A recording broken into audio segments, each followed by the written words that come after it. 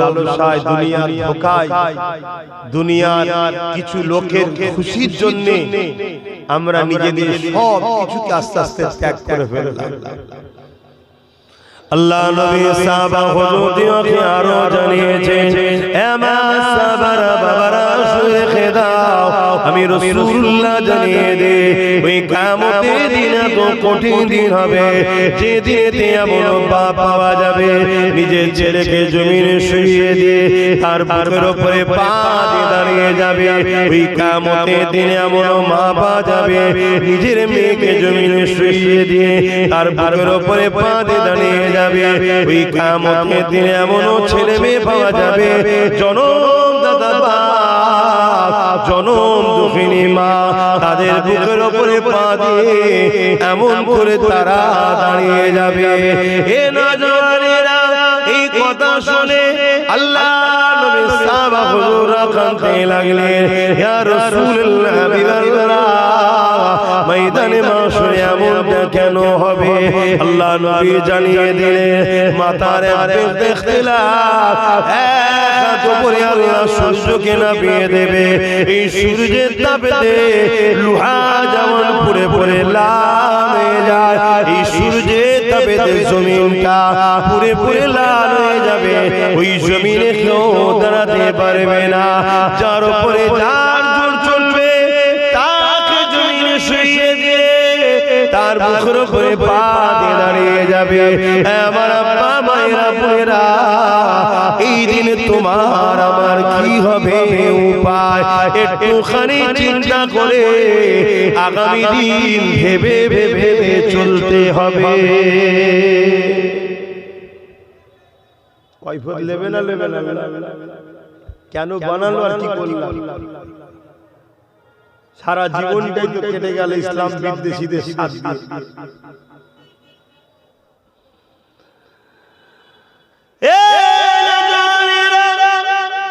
আল্লাহ রাসূল আরো জানিয়ে দেয়, এই ময়দানে মাশরেতে কিয়ামতের দিন, কি গো ভাই, মানেন তো নাকি কিয়ামত হবে, বিচার হবে? একটু হাত তুলে বলেন না, মানেন তো নাকি, বিশ্বাস করেন তো নাকি?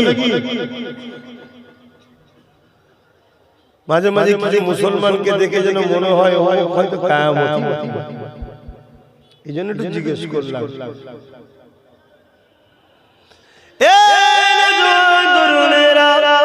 আল্লাহর কোরআন জানাচ্ছে, যাও আখাতিল ওয়াখিয়া লাইসা লিওয়াখাতিয়া কাযিবা, কিয়ামত অবশ্যই হবে যার মধ্যে কোনো সংশয় নাই, মিথ্যা নাই। আল্লাহর কোরআন তার ঘোষণা দিয়ে দিয়েছে, হে যুবকেরা, তরুণেরা, এই ময়দানে মাশরটা এত ভয়ানক হবে। আল্লাহ নবী সাহাবাদেরকে জানিয়েছে, এই ময়দানে মাশরে আল্লাহ পাক হযরত জিবরাইল আলাইহিস সালামকে বলবে, হে জিবরাইল, আমার জাহান্নামকে নিয়ে এসে আমার আরশের পাশে বেঁধে দাও। হযরত জিবরাইল আলাইহিস সালাম চলে যাবে, সাথে করে ৭০,০০০ জিনজিল দিয়ে জাহান্নামকে বাঁধা হবে। কত জিনজিল? ৭০,০০০ জিনজিল দিয়ে জাহান্নামকে বাঁধবে। এক একটা জিনজিলে ৭০,০০০ করে ফেরেশতা ধরে রাখবে, তথাপিও জাহান্নামকে ধরে রাখতে পারবে না। ভাবছো ৭০,০০০ ইনটু ৭০,০০০ গুণ করো।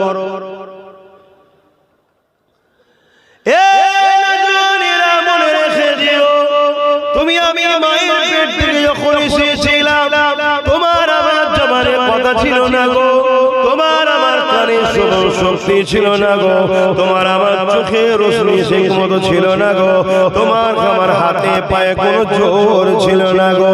কে তোমাকে জমিনের উপরে আস্তে আস্তে বড় করলো? কে তোমাকে জমিনের উপরে আস্তে আস্তে ক্ষমতা দিল? কে তোমাকে জমিনের উপরে এই জবানে কথা দিল? কে তোমাকে জমিনের উপরে এই দুই চোখে রোশনি দিল? কে তোমাকে জমিনের উপরে আজও বাঁচিয়ে রেখেছে? এখন একটু ভেবে ভেবে চলো। দুনিয়া জমিনে হালকা বয়সে অন্যায় হয়ে যায়, দুনিয়া জমিনে হালকা বয়সে ভুল হয়ে যায় আমার আল্লাহ পাক কোথায় বলতে লেগেছে লা তাখরাতু মির রাহমাতিল্লাহ বান্দারে আমার রহমত থেকে নিরাশ হয়ে যাস না বান্দা বান্দা ভুল করে ফেলেছে অন্যায় করে ফেলেছে বলে আমার বান্দা বান্দিরে আমি আল্লাহ রহমান আমি আল্লাহ রহিম আমি আল্লাহ গফুর আমি আল্লাহ গফফার হে আমার বান্দা বান্দি অন্যায় করে ফেলেছে ভুল করে ফেলেছে আমার কাছে ক্ষমা চেয়ে আমার কাছে নত হয়ে যা আমার কাছে তওবা করলে আমি আল্লাহ বড় দয়ালু তোর জীবনের গুনাহকে মাফ করে দেব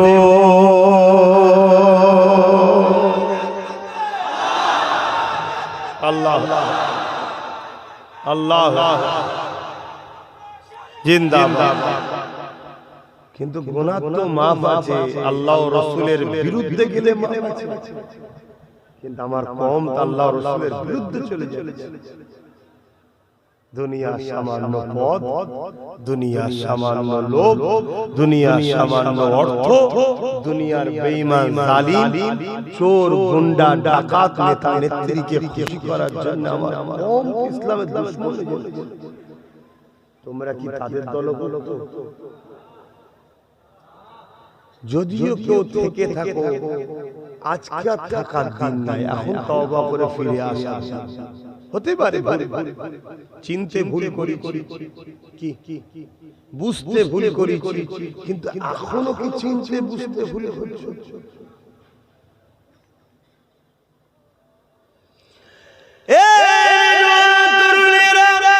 আলোচনা কেমন শুনে বারবার বলি 8 বছর ধরে আপনারা এইসব কি রয়েছেন বুঝিয়েছি ওয়াকাব আমাদের সম্পদ নিজেদের গাফলতির জন্য চলে যাচ্ছে কয়েক লক্ষ মিলিয়ন কোটি টাকার সম্পদ আজ তোমার আমার হাত থেকে ফসকে যাচ্ছে অথচ তুমি আমি সামান্য ভিক্ষার জন্য ইদরে উদরে ঘুরে বেড়াতে লেগেছে 8 বছর ধরে বোঝাতে লেগেছে আজ একবার বোঝাতে লেগেছে এ নবীর উম্মত উম্মতেরা ওই জাহান্নামকে যখন ফেলে নিয়ে আসা হবে জাহান্নামের গর্জনেতে এই জমিনে ময়দানে মাশরেতে মানব অজ্ঞান চৈতন্য হয়ে পড়ে যাবে এই দৃশ্য বোঝানো সম্ভব নয় বিশ্বাস করে না এত কঠিন দিন হবে ওই দিনে কিন্তু আল্লাহ জিজ্ঞাসা করবে বান্দারে পা দিয়েছিলাম আমি এই পা দিয়েছি মসজিদে যাবার জন্য বান্দা তোরা গিয়েছিলিস কি বল এই পা দিয়েছিলাম আল্লাহ ওয়ালাদের দরবারে যাওয়ার জন্য বান্দা গিয়েছিলিস কি বল এই পা দিয়েছিলাম ইলম শিক্ষা অর্জন করার জন্য বান্দা গিয়েছিলিস কি বল এই পা দিয়েছিলাম বান্দা মাফ হয়ে যাওয়ার জন্য বান্দা গিয়েছিলিস কি বল হে আমার বান্দা বান্দিরে এই পা দিয়েছি এই পা দিয়ে তিন গরিব বিধবাদেরকে দেখার জন্য তাদের সহযোগিতা করার জন্য দিয়েছিলাম বান্দা গিয়েছিলিস কি বল এ যুবকেরা দুনিয়া আমাদেরকে এই পা দিয়ে কানে নিয়ে গেছে দুনিয়া এই পা দিয়ে আমাদেরকে খেল তামাশায় নিয়ে গেছে দুনিয়া এই পা দিয়ে আমাদেরকে যাত্রায় নিয়ে গেছে দুনিয়া এই পা দিয়ে আমাদেরকে তাদের অবৈধ প্রচারের জন্য আমাদেরকে এই পা দিয়ে নিয়ে গেছে এই পা দিয়ে আমরা মসজিদ মাদ্রাসা বাঁচাবার জন্য র্যালিতে গেছি কি জানি না কিন্তু মসজিদ মাদ্রাসাকে যারা মিটাবে তাদেরকে জিতাবার জন্য এই পা দিয়ে আমরা মুসলমান হেঁটে হেঁটে মিছিলে গেছি মনে রেখে দিও এখনো সময় আছে তওবা করে নাও আল্লাহর কাছে কাটাকাটি করো আল্লাহ ক্ষমা করে দেন ভুল হয়ে গেছে আল্লাহ মাফ করে দেন ভুল হয়ে গেছে নাই মনে রেখে দিও আমার আল্লাহ আসমানি বালা যখন পাঠাবে ওই বালা থেকে বাঁচার কোনো উপায় থাকবে না এই দুনিয়ার জালিম হুকুমতের সঙ্গে লড়াই করলে কিছু মানুষের জান হয়তো যাবে কিন্তু এদের মোকাবেলা করে জিতা যায় কিন্তু আল্লাহ যদি জমিনকে ইজাজিলাতিল আরদু জিলজালাহা ভূমিকম্প দিয়ে শেষ করে দেয় ওই দিন তোমার ঘর বাড়ি বাপ মা পরিবার সন্তানকে কেউ বাঁচাতে পারবে না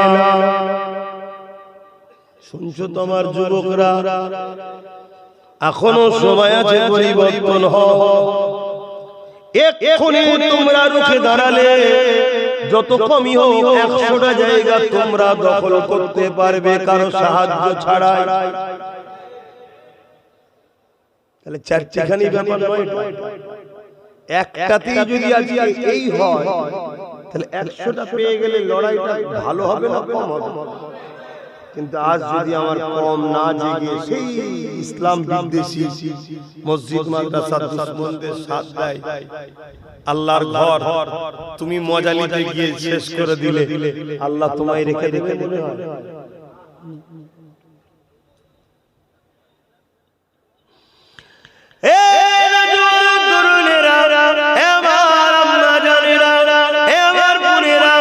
সামান্য ভিক্ষার জন্য আজ আমি দুনিয়াতেও তো বেউসুদি হচ্ছে, লাঞ্ছিত হচ্ছে, অপমানিত হচ্ছে, গোলামের জিন্দেগি পেয়ে গেছে, আর পরকালটাও অন্ধকার হয়ে যাচ্ছে। বিশেষ করে আমার মা বোনেদের বলবো, আম্মা সামান্য ভিক্ষা নিয়ে আল্লাহ বিদ্বেষী নবী বিদ্বেষীদের সাথ দেবেন না। এ জায়গায় যেন আমায় ভুল বুঝবেন না। কেউ যদি হিন্দু হয় তার উপর আমার কোনো রাগ নেই। আদিবাসী, সাঁওতাল, বাল্টি সবাই আমাদের ভাই বোন, বাপ আদম মা হাওয়ার ছেলে মেয়ে, জানেন তো? সেই ইসলাম মানে সে জবাব দেবে, ভুল করলো কি ঠিক করলো তার জবাব সে দেবে। কেউ আদিবাসী সে ভুল করছে কি ঠিক করছে তার জবাব স্রষ্টার কাছে সে দেবে। কিন্তু সে ইসলাম মানে আমি আমার ধর্মের বিরোধীও করে না, তার সাথে আমি উঠা বসা করতে পারি না। কিন্তু কেউ যদি ইসলামের বিরোধী করে, সে যে মুসলমানও দাবি করে, তার সাথে মিশে যাবে। আমার আম্মা বোনেদেরকে বলি, এত সহজে ইসলাম আমি আপনি পাইনি। ইতিহাসের পাতা সাক্ষী দিচ্ছে, দেখো আমার রাসূলুল্লাহর কলিজার টুকরে খাতুনে জান্নাত ফাতেমা জাহরা রাদিয়াল্লাহু তাআলা আনহা, তিনার সংসারের দিকে একটু চলো, একটু তিনার সংসার নিয়ে আলোচনা করি। কি অসুবিধা হবে না? কেন এখন আমার মা বোনেরা কি করছে তুই জানা? অথচ প্রত্যেকের স্বপ্ন জান্নাত জান্নাত, আর কিন্তু প্রত্যেকেই কম বেশি দাঁড়িয়ে আছে জাহান্নামের রাস্তায়, আর শখ করছে জান্নাতে যাবে। উঠেছে বোম্বাই ট্রেনে আর শখ করছে দিল্লি যাবে। এই জীবনে হবে? তাহলে আপনার বোম্বাই যাওয়ার জন্য সকালে বোম্বাই ট্রেনটা ধরতে হবে নাকি? জান্নাত যদি যেতে চান মা বোনেদের মতো আম্মাজান আয়েশা হুজুর, আম্মাজান ফাতেমা হুজুরের তো অনুসরণ করতে হবে। আজকে এই যে মুরব্বী বাপেরা রয়েছে, আমার মায়েরা বা আব্বারা রয়েছে, ইনাদেরকে খুঁজলেন, ইনাদের ভাই বোন 7 জন 8 জন করে সব করে। কজন ভাই বোন? 8 জন। বলুন আলহামদুলিল্লাহ, জোরে বলো। ভাই খাবার নেই, কিচ্ছু ভাই খাবার নেই আব্বা। যারা বলছে 2 জন ছাড়া হবে না, তাদেরও 7-8 জন। যারা এখন ফতোয়া দিচ্ছে 2 জন ছাড়া চলবে না, তাদেরও 7-8টা করে। মোদি হোক আর যোগী হোক, খোঁজলে দেখেন কথা বুঝছেন তো নাকি? তবে আইনটা আগে করলেই বেটাগুলো হতো নি, ভালোই হতো। তো যখন ওইদিকে যাচ্ছে, এই যে 7টা-8টা করে কোনদিন বাপ মা না খেয়ে মানুষ করেছে কি খোঁজলাম? আর এখনো যদি যুবকদের সাথে সুদ কাটানো হয়, আমার তো মনে হয় যুবক হয়তো প্রথমে একটু বেশি জোরে ছুটবে, কিছু দূর যাওয়ার পর কোমরে হাত দিয়ে ওপরে হাঁপাবে।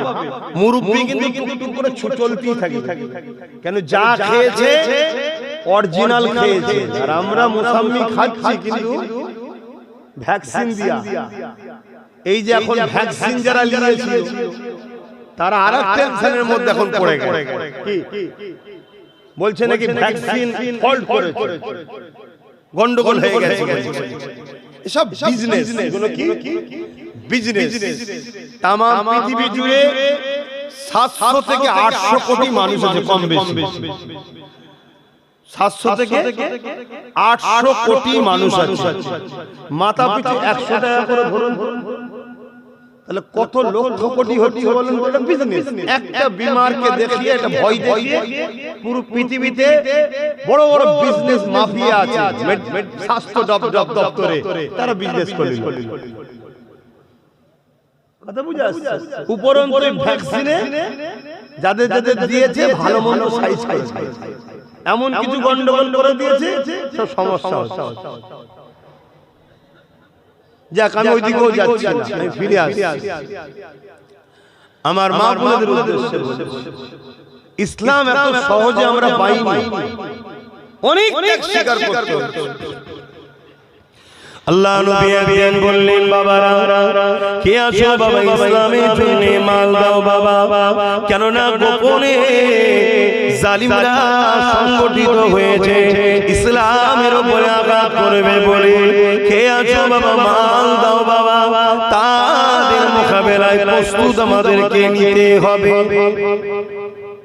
আজকে গোপনে পোস্ট করা হচ্ছে না, ওপেন। আজকে ইসলামের উপরে হামলা করবে যারা, তারা গোপনে আছে না ওপেন, তাও আমাদের ঘুম ভাঙছে। এই আজকেই দেখছিলাম এই ভারতবর্ষ বক্তব্য দিতে দিতে বলছে মুসলমানদের 10টা মেয়েকে উদ্ধার করে নিয়ে আসো, চাকরি দেওয়া হবে। শুনছেন? গত কয়েকদিন আগে ব্রিকেটে ওই কি বিক্রি করছিল মাল, এখন মুসলমানকে মালবে যে সঙ্গে সঙ্গে তার প্রমোশন হবে। এটার মহল তৈরি করা হচ্ছে। অতএব আগামী দিন মুসলমানকে মারবে যে সে এমএলএ এমপি টিকিট পাবে, কম্পিটিশন চলবে তোমাকে মারার জন্য। তোমার হুঁশ নাই কি? আমি কি বুঝাচ্ছি শুনছো? আমি গল্প বলছি তো নাকি? তোমাদের সঙ্গে খেলা করছি তো নাকি? এই যে রাজস্থানে একজন আফরাজুলকে মেরে দিল না, তারপরে সে এমএলএ টিকিট পেয়েছিল, মনে পড়ছে?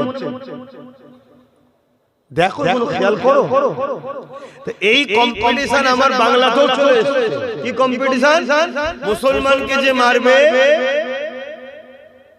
তার দিদি নামকে অস্তে চক্ষু লজ্জাটা জেল না দিলে আমাদেরকে যারা বোকাবে নিয়ে ভোট দেয় সেকুলার সেজে, তাহলে আমরা তাদেরকে চিনে যাব। তাই তারা যাতে আমাদেরকে বোকা বানাতে পারে, হালকা কেস দেবে, হালকা কেস দেবে। ধরতে যতটা না তাড়াতাড়ি করেছে, জামিন হতে আরো তাড়াতাড়ি বেরিয়ে পড়বে।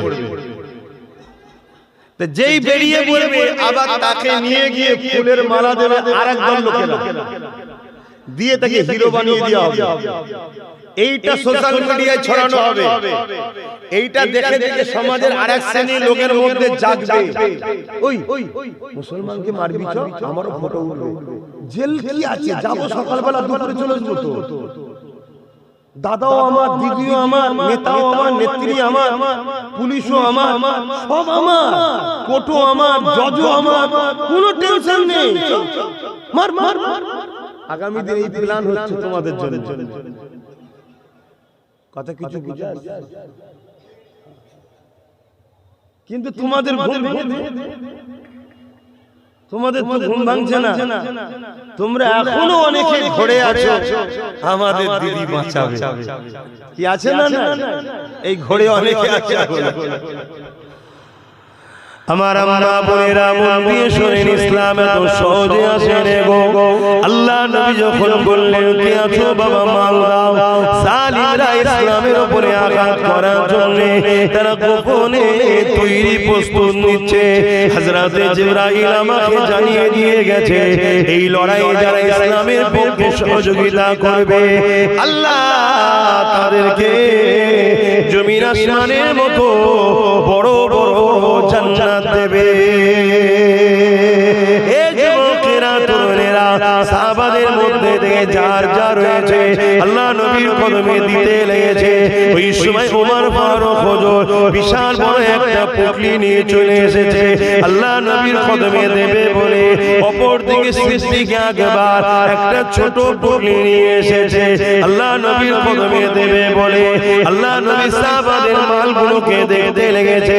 দেখতে দেখতে আবু বকর সিদ্দিকের পুটলিখানা যখন খুলেছে, খুলে বেঁধে বলতে লেগেছে, হে আবু বকর, ঘরে কি রেখে এসেছো? ওই সময় সিদ্দিক আকবর বলেছিলেন, ইয়া রাসূলুল্লাহ, হাবিবাল্লাহ, আমি আমার ঘরের এবং ঘরওয়ালাদের জন্য, পরিবার সন্তানদের জন্য আমার ঘরেতে আল্লাহ ও রাসূলকে রেখে দিয়েছি। অর্থাৎ যা ছিল সব নিয়ে এসে রাসূলুল্লাহর কদমে দিয়ে দিয়েছে। এই রকম সময়েতে এক মহিলা চলে এলো, আল্লাহ নবীর দরবারে সালাম দিল। ওই মহিলার কোলে একটা ছোট বাচ্চা রয়েছে। এবার আমরা জানেনা, আজ আমি আপনি কি করছি মায়েরা, আপনাদের সন্তান হয়ে আপনাদেরকে একটু মেসেজ দিচ্ছি, মন দিয়ে শুনে। আমার বোনেরা, আপনাদের ভাই হয়ে আপনাদেরকে বলছি, একটু শোনো, দুনিয়া থেকে একটু শিক্ষা লান, না এমন ভয়ানক দিন আসবে এই সমাজের হাজারো পশুরা আপনাদেরকে লুচে লুচে খাবে, এই দুনিয়া ভিডিও বানাবে, তামাশা দেখবে, আপনাদের ইজ্জত বাঁচাবার জন্য কাউকে পাবেন না। কেননা মা পবিত্র হলে তবে তো সালাউদ্দিন আইবির মতো সন্তান হবে, মা পবিত্র হলে তবে তো মুজাহিদের মতো সন্তান বেরোবে, মা পবিত্র হলে তবেই তো নাই সন্তান পাওয়া যাবে। এ যুবকেরা, আজ তো দাদা পীর আওলাদ হিসাবে আপনাদেরকে বুঝাতে চাইছি, কার হয়তো কেউ বুঝাবার আর বাকি থাকবে না। আজকে তবুও তো কোনো মায়ের বেটা নওশাদ নামে লড়ছে তোমাদের হয়ে, কালকে এটাও থাকবে না যদি তোমরা না জাগো। আর যদি জাগো, হাজারো নওশাদ তৈরি ওই নওশাদই করে দিয়ে যাবে। শুনছেন? আর নওশাদের কথা বললাম, অসুবিধা আছে নাকি? না, ফতোয়ায় অসুবিধা নেই তো। বাকি কার অসুবিধা বলি আমি চিন্তা করি না, আমি ফতোয়ার কথা জিজ্ঞেস করছি, অসুবিধা নেই। হ্যাঁ, কথা ঠিকই, যার অসুবিধা সে বাড়ি থেকে শুনে, ঠিকই বলে, বুঝি বলে। যাক, ছেলেগুলো আমার ভাই আমার জাগছে, তার আলহামদুলিল্লাহ। আর এই জাগাচ্ছি বলেই তো অনেকের রাগ হচ্ছে আমাদের বলে না, যে বেশ ঘুম পড়িয়ে রেখেছিলাম ৭৯ বছর ধরে, এরা হঠাৎ করে নেতা হবার স্বপ্ন দেখলো। এতদিন ছিল আমাদের কর্মচারী, কখনো এই কোম্পানিতে, কখনো এই কোম্পানিতে, কখনো ও কোম্পানিতে কর্মচারী কি হঠাৎ করে এরা বলছে না, ভাগ দিতে হবে, মালিক হবো, চেয়ার আমারও থাকবে, তাতে 10% হোক, কিন্তু আমি মালিক হব। এই স্বপ্ন হঠাৎ করে এদের মাথায় ঢুকালো কি? একটু আওয়াজ দেবেন কে?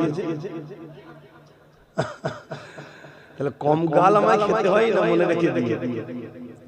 অবশ্য আমাকে পাই না তো, আমার ওই সাথে আলামিনটাকেই তুলে দেয়, মনে করো ওইটাই হুজুর, তুলার সাথে কবিতা পড়া শুরু করে দেয়। কিন্তু কি হবে, কার কিছু হবে? কিন্তু আল্লাহ দিয়া মুখ না পাক করলি কি জবাব আল্লাহর কাছে দিতে হবে। আল্লাহ নবী দরবারে একজন মহিলা এসেছে, কোলে একটা বাচ্চা নিয়ে। ভাবো কত কষ্ট করে ইসলামে একটা বাচ্চা। আল্লাহ নবীকে বলছেন, হুজুর শুনলাম আপনি ইসলামের জন্য, ন্যায়ের জন্য, সত্যের জন্য, মানবতার জন্য, গরিবদের জন্য, মুসলিমদের জন্য, জালিমদের বিরুদ্ধে ডিফেন্সে নামার জন্য আপনি মাল সংগ্রহ করছেন। আল্লাহ নবী বললেন, জি হ্যাঁ, সংগ্রহ করছি। তো হুজুর আমি কিছু শরীক হতে এসেছি, কি দেবে? হুজুর আমার এই বাচ্চাটাকে দেবো। জোরে বলুন সুবহানাল্লাহ। মা শুনে, আর আজকের মায়েরা কি বলছে? যাসনি, আব্বাস সিদ্দিকীর সঙ্গে যাসনি, জেল হয়ে যাবে, কেস হয়ে যাবে, কি বলছে না বলেন, কাজ বন্ধ হয়ে যাবে। মা, কিয়ামতের দিন ওই ছেলেই জাহান্নামের কারণ হবে না তো তোমার? কি বলছি শুনছেন? কিয়ামতের দিন ওই ছেলের কারণে তোমার জাহান্নাম যাওয়া হবে না তো? কেন কিয়ামতের দিন অনেক বাপ মা জাহান্নামে যাবে, নিজে ভালো কাজ করেছে, কিন্তু বীজখানে ছেলে এসে দাঁড়িয়ে যাবে, আল্লাহ আমি পাপ করার পিছনে আমার বাপ মার হাত রয়েছে, আমার বাপ মাকে ন্যায়ের পথে যেতে দিত না, ন্যায় কাজ করতে দিত না, আল্লাহ আমি একা কেন যাব, এদেরকেও আমার সাথে দেন। আল্লাহ বলবে ফেরেশতা আমার বান্দা সত্য বলছে, ওই সন্তানের সাথে তার বাপ মাকেও জাহান্নামে যাবে। শুনছেন? অথচ ইতিহাসের পাতায় আমরা দেখেছি, আপনারাও শুনেছেন, বদরের ময়দানে যখন সাহাবারা চলে যায়, ওই সময় আমার রাসূলুল্লাহ ছোট ছোট সাহাবা, একজনের নাম মাস আর একজনের নাম মুআজ, এই দুই ভাই ঘরে এসেছে, এসে আম্মাকে জিজ্ঞাসা করতে লেগেছে, আম্মা মদিনা নববী শরীফে মসজিদে আল্লাহ নবীকে দেখতে পেলাম না, এবং নবী পাকের যুবক সাহাবাদেরকে দেখতে পেলাম না, আম্মা জান কোটি কত মুরব্বি সাহাবারা মদিনা নববী শরীফে রয়েছে, আম্মা জান আল্লাহ নবী কোথায় গেছে আপনি কি বলতে পারবেন? আমার রাসূলুল্লাহ সাহাবারা কোথায় গেছে আপনি কি বলতে পারবেন? ওই সময় মা চোখ ভরা পানি নিয়ে বলছে, বাবা ছেলে রে, ওই সন্ত্রাস জালিম আবু জেহেল যে মক্কা জমিন আল্লাহ নবীকে কত জুলুম করেছে, মক্কা ছেড়ে দিয়ে নবী আমার ইয়াসরিবে চলে এসেছিল, কিন্তু মক্কা থেকে আবু জেহেল 1000 সৈন্য নিয়ে মদিনার উপরে হামলা করবে বলে আগিয়ে এসেছে। এই জন্য রাসূলুল্লাহ তিনার যুবক সাহাবাদেরকে নিয়ে মদিনার উপরে যাতে হামলা না করে দেয়, রাস্তায় তাদের সঙ্গে সুলহ করার জন্য, মীমাংসা করার জন্য, তাদেরকে রুখার জন্য আল্লাহ নবী যুবক সাহাবাদের নিয়ে গেছে। এই কথা শোনার সাথে সাথে আল্লাহ নবীর ওই দুটো ছোট ছোট সাহাবা হযরতে মাআজ আর মুআজ তখন বলেছিলাম, মাআজ বড়দের শুনেছিল ময়দানে বড় বড় অস্ত্র থাকে, ঘোড়া থাকে, আমি আপনার কাছে ঘোড়া চাইছিলাম, মারে ছোট ছোট কি দুটো ছুরি পাওয়া যাবে না? মা জিজ্ঞাসা করতে লেগেছে কি করবে বাবা? ওই সময় বাচ্চা দুটো বলতে লেগেছে, মারে আল্লাহ নবীর দুশমন আবু জেহেলকে জনমের মতো দুনিয়া থেকে বিদায় করে দিতে চায়।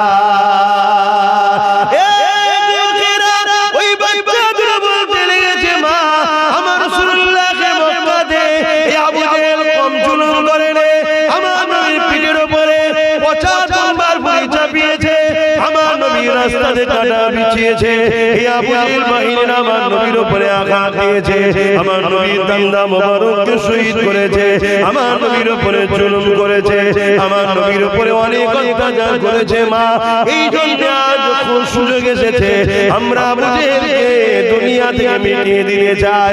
এই যুবকেরা তরুণেরা হবেন কোন জবানে এই কথাটা বেরোচ্ছে, কোন পাওয়ারে? এটা ইমানের পাওয়ার, ইমানের পাওয়ার। আর আজকে কোটি কোটি মুসলমান আজ আমরা মাথায় হাত দিয়ে বলছি আমরা কি করব? বলছি না, অথচ আজকে লড়াই করতে হবে না, তোমাকে নেবে।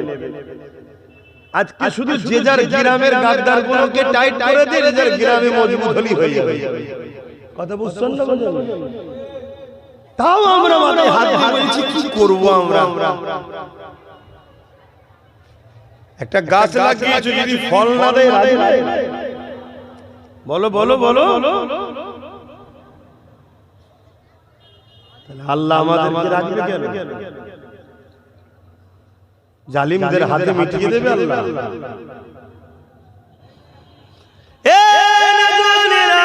তোমার আমার মায়ের মতো সেই সাবিয়া ছিলেন না গো। আল্লাহ নবীর ওই সাবিয়া, মহিলা সাবিয়াটা যখন নিজের বাচ্চা দুটো সন্তানের মুখ থেকে আল্লাহ নবীর এই প্রেমের কথাটা শুনলো, ওই সময় নবী পাক এই সাবিয়াটা বলতে লাগলে, বাবা ছেলে রে, আজ মা হয়ে নিজেকে বড় ধন্য লাগছে যে এমন দুটো সন্তানকে পেতে ধরেছিলা, যে সন্তান আল্লাহ নবীর জন্য নিজের জান ঝুঁকিতে লাগাতে চেয়েছে। লড়াইয়ের ময়দান তো আর খেলা করার ময়দান নয়। বাবা ছেলে যাও বাবা, চলে যাও বড় গর্বিত মা হিসাবে, যাও বাবা চলে যাও চলে যাও, রাসূলুল্লাহ দুশ্মনের বিরুদ্ধে লড়াই করতে চলে যাও বাবা। ওই বাচ্চা দুটো বেরিয়ে পড়ল, লড়াইয়ের ময়দানে গিয়ে চাচাকে জিজ্ঞাসা করতে লেগেছে, চাচা আবু জেহেল কোনটা, আবু জেহেল কোনটা?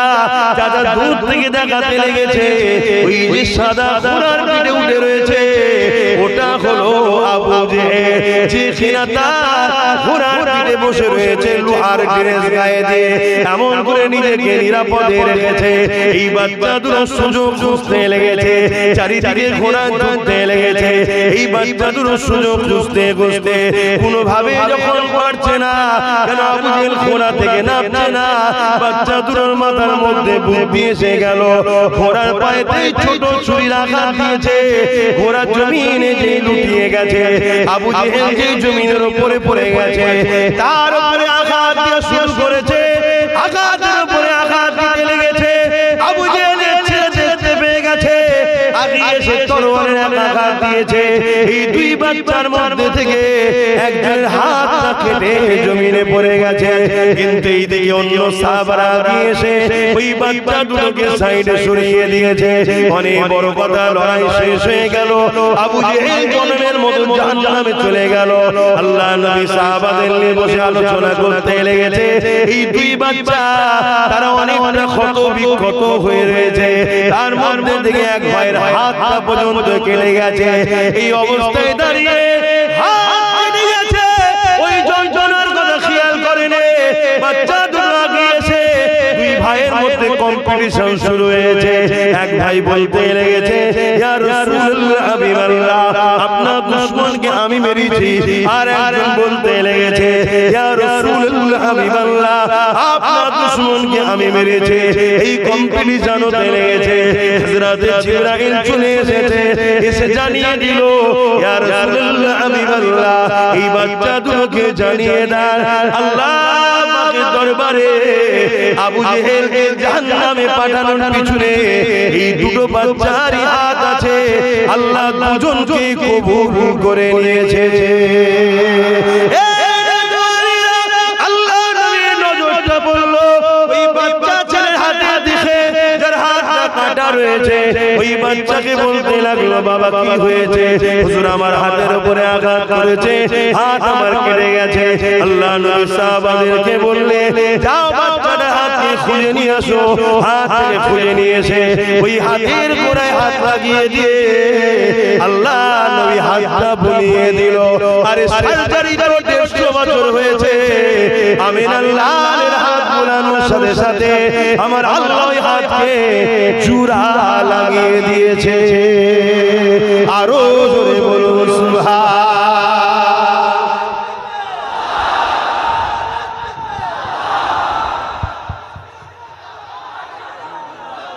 ভাইরা এখন কারো মনে হতে পারে যে ঈশা ওয়াজ করছে কেন, ঈশা ওয়াজ করছে কেন?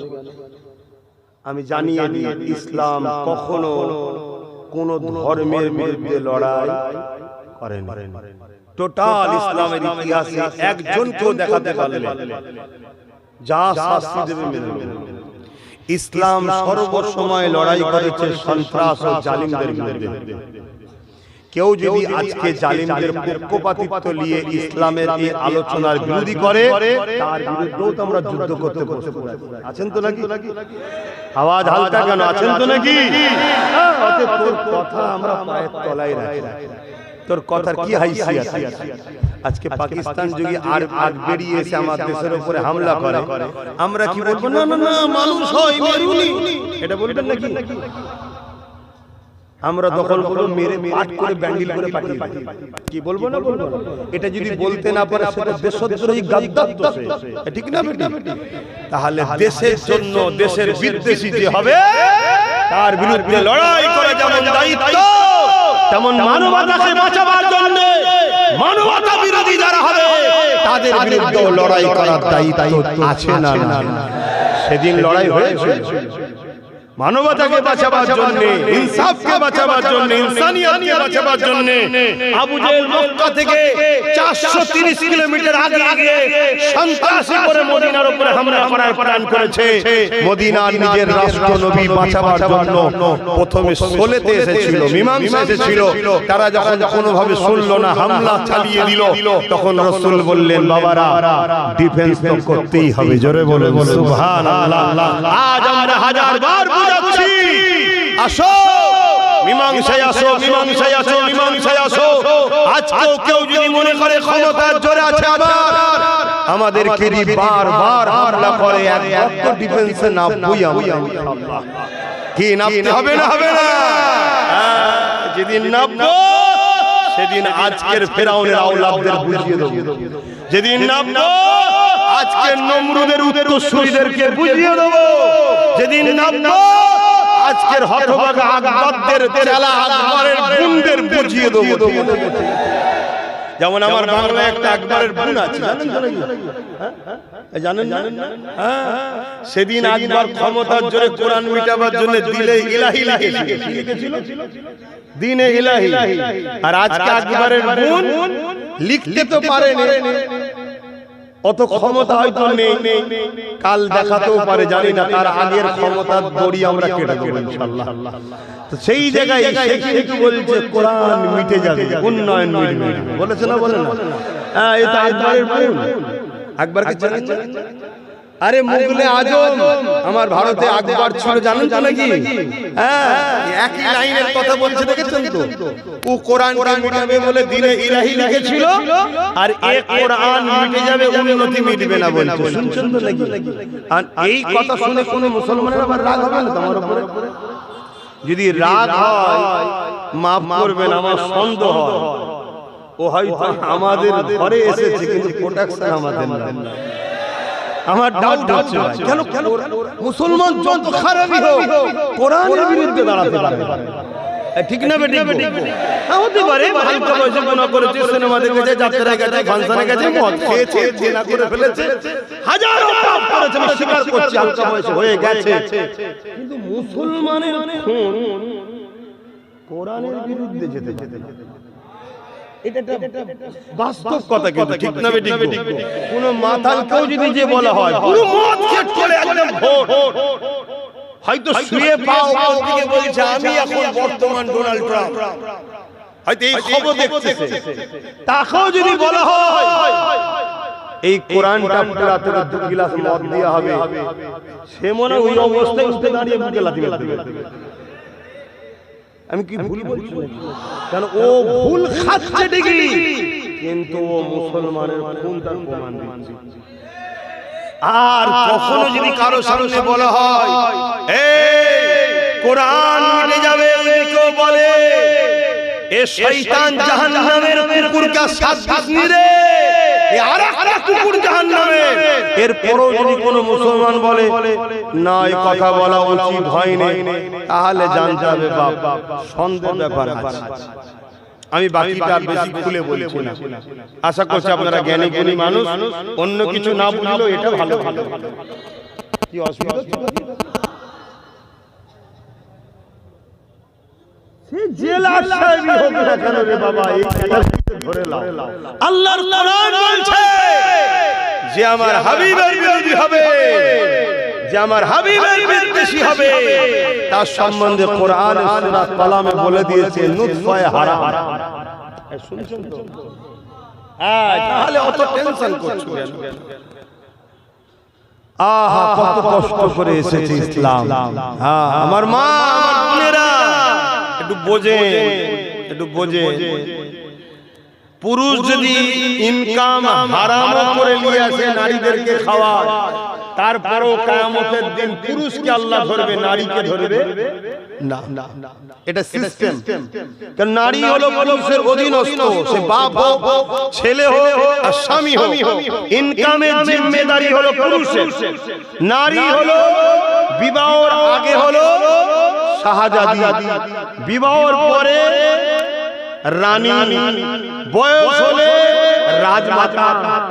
তার সম্মান আল্লাহ এত দিয়েছে, সে বসে বসে খাবে। শুনছেন তো নাকি? কিন্তু ইনকামের জিম্মেদারি কার মাথায়? পুরুষে এসে ভ্যান চালিয়ে আনবি না মুঠে গিরে করবি, কি কষ্ট করে করবি, খাবার দায়িত্ব তোর। এবার পুরুষ যদি হালাল না খাইয়ে হারাম খাওয়ায়, নারী আল্লাহ কিয়ামতের দিন ধরবে না, ওর স্বামীকে, ওর ছেলেকে, ওর বাপকে ধরবে আল্লাহ। কিন্তু আমার মা বোনেরা, হারাম যে খায় তার দোয়া কবুল হয় না। আজকে বড় প্ল্যান করে আমাদের দোয়া যদি এইদিক ওদিক হয়ে যেত, মায়েদের দোয়াটা তো কবুল হতো। বড় প্ল্যান করে শয়তানরা দেখুন সামান্য 1000 1500 টাকা মদ বিক্রি করাতে দিল, খা, এটা তোর ইনকাম, এটা কার ইনকাম? তার মানে ওই জায়গাটাও শেষ করে দিল। কিন্তু আমরা বুঝবো, আমরা ভাবছি আমাদের দরদি যদি হতো তাহলে তোমার বাচ্চাকে আইএস বানাতো, আইপিএস বানাতো, জজ বানাতো, ডিএম বানাতো, ভিডিও বানাতো, তোমার বাচ্চাকে এডুকেশন দিত, চাকরি দিত, তবেই তোমার দরদি হতো। ভিক্ষা কখনো দরদিরা দেয় না, ভিক্ষা যে দেয় জানবে সে তোমার দুশমন ছাড়া অন্য কিছু নয়। আজ এ জাতি এত ভিখারি কেন? হাত পাতলি পাই বলে দেয়। দিয়া বন্ধ করে দিক সবাই, দেখবে সব ভিখারি হয়ে যাবে। এত যাকাত দেওয়া হচ্ছে, ভিখারি কি করছে? কথা বলে হাত পাতলি যখন পায়, এর সহজ কি রাস্তা আছে? হাঁটবো কেন? মনে রাখবেন, এখন একটা পরিকল্পনা হচ্ছে আমাদেরকে মিটিয়ে দিবা। তাই আমি আর একটু ওখানে আগে যাচ্ছি। আল্লাহ নবী ওই বান্দিটাকে, আল্লাহ নবী ওই উম্মতিটাকে বলতে লাগলো, ওই মহিলাটা যে বাচ্চাটাকে কোলে করে নিয়ে বলতে লেগেছে, ইয়া রাসূলুল্লাহ, হাবিবাল্লাহ, আমি এই লড়াইয়ের জন্য এই বাচ্চাটাকে দান করতে এসেছি। একটু বলি না, কি অসুবিধা হচ্ছে?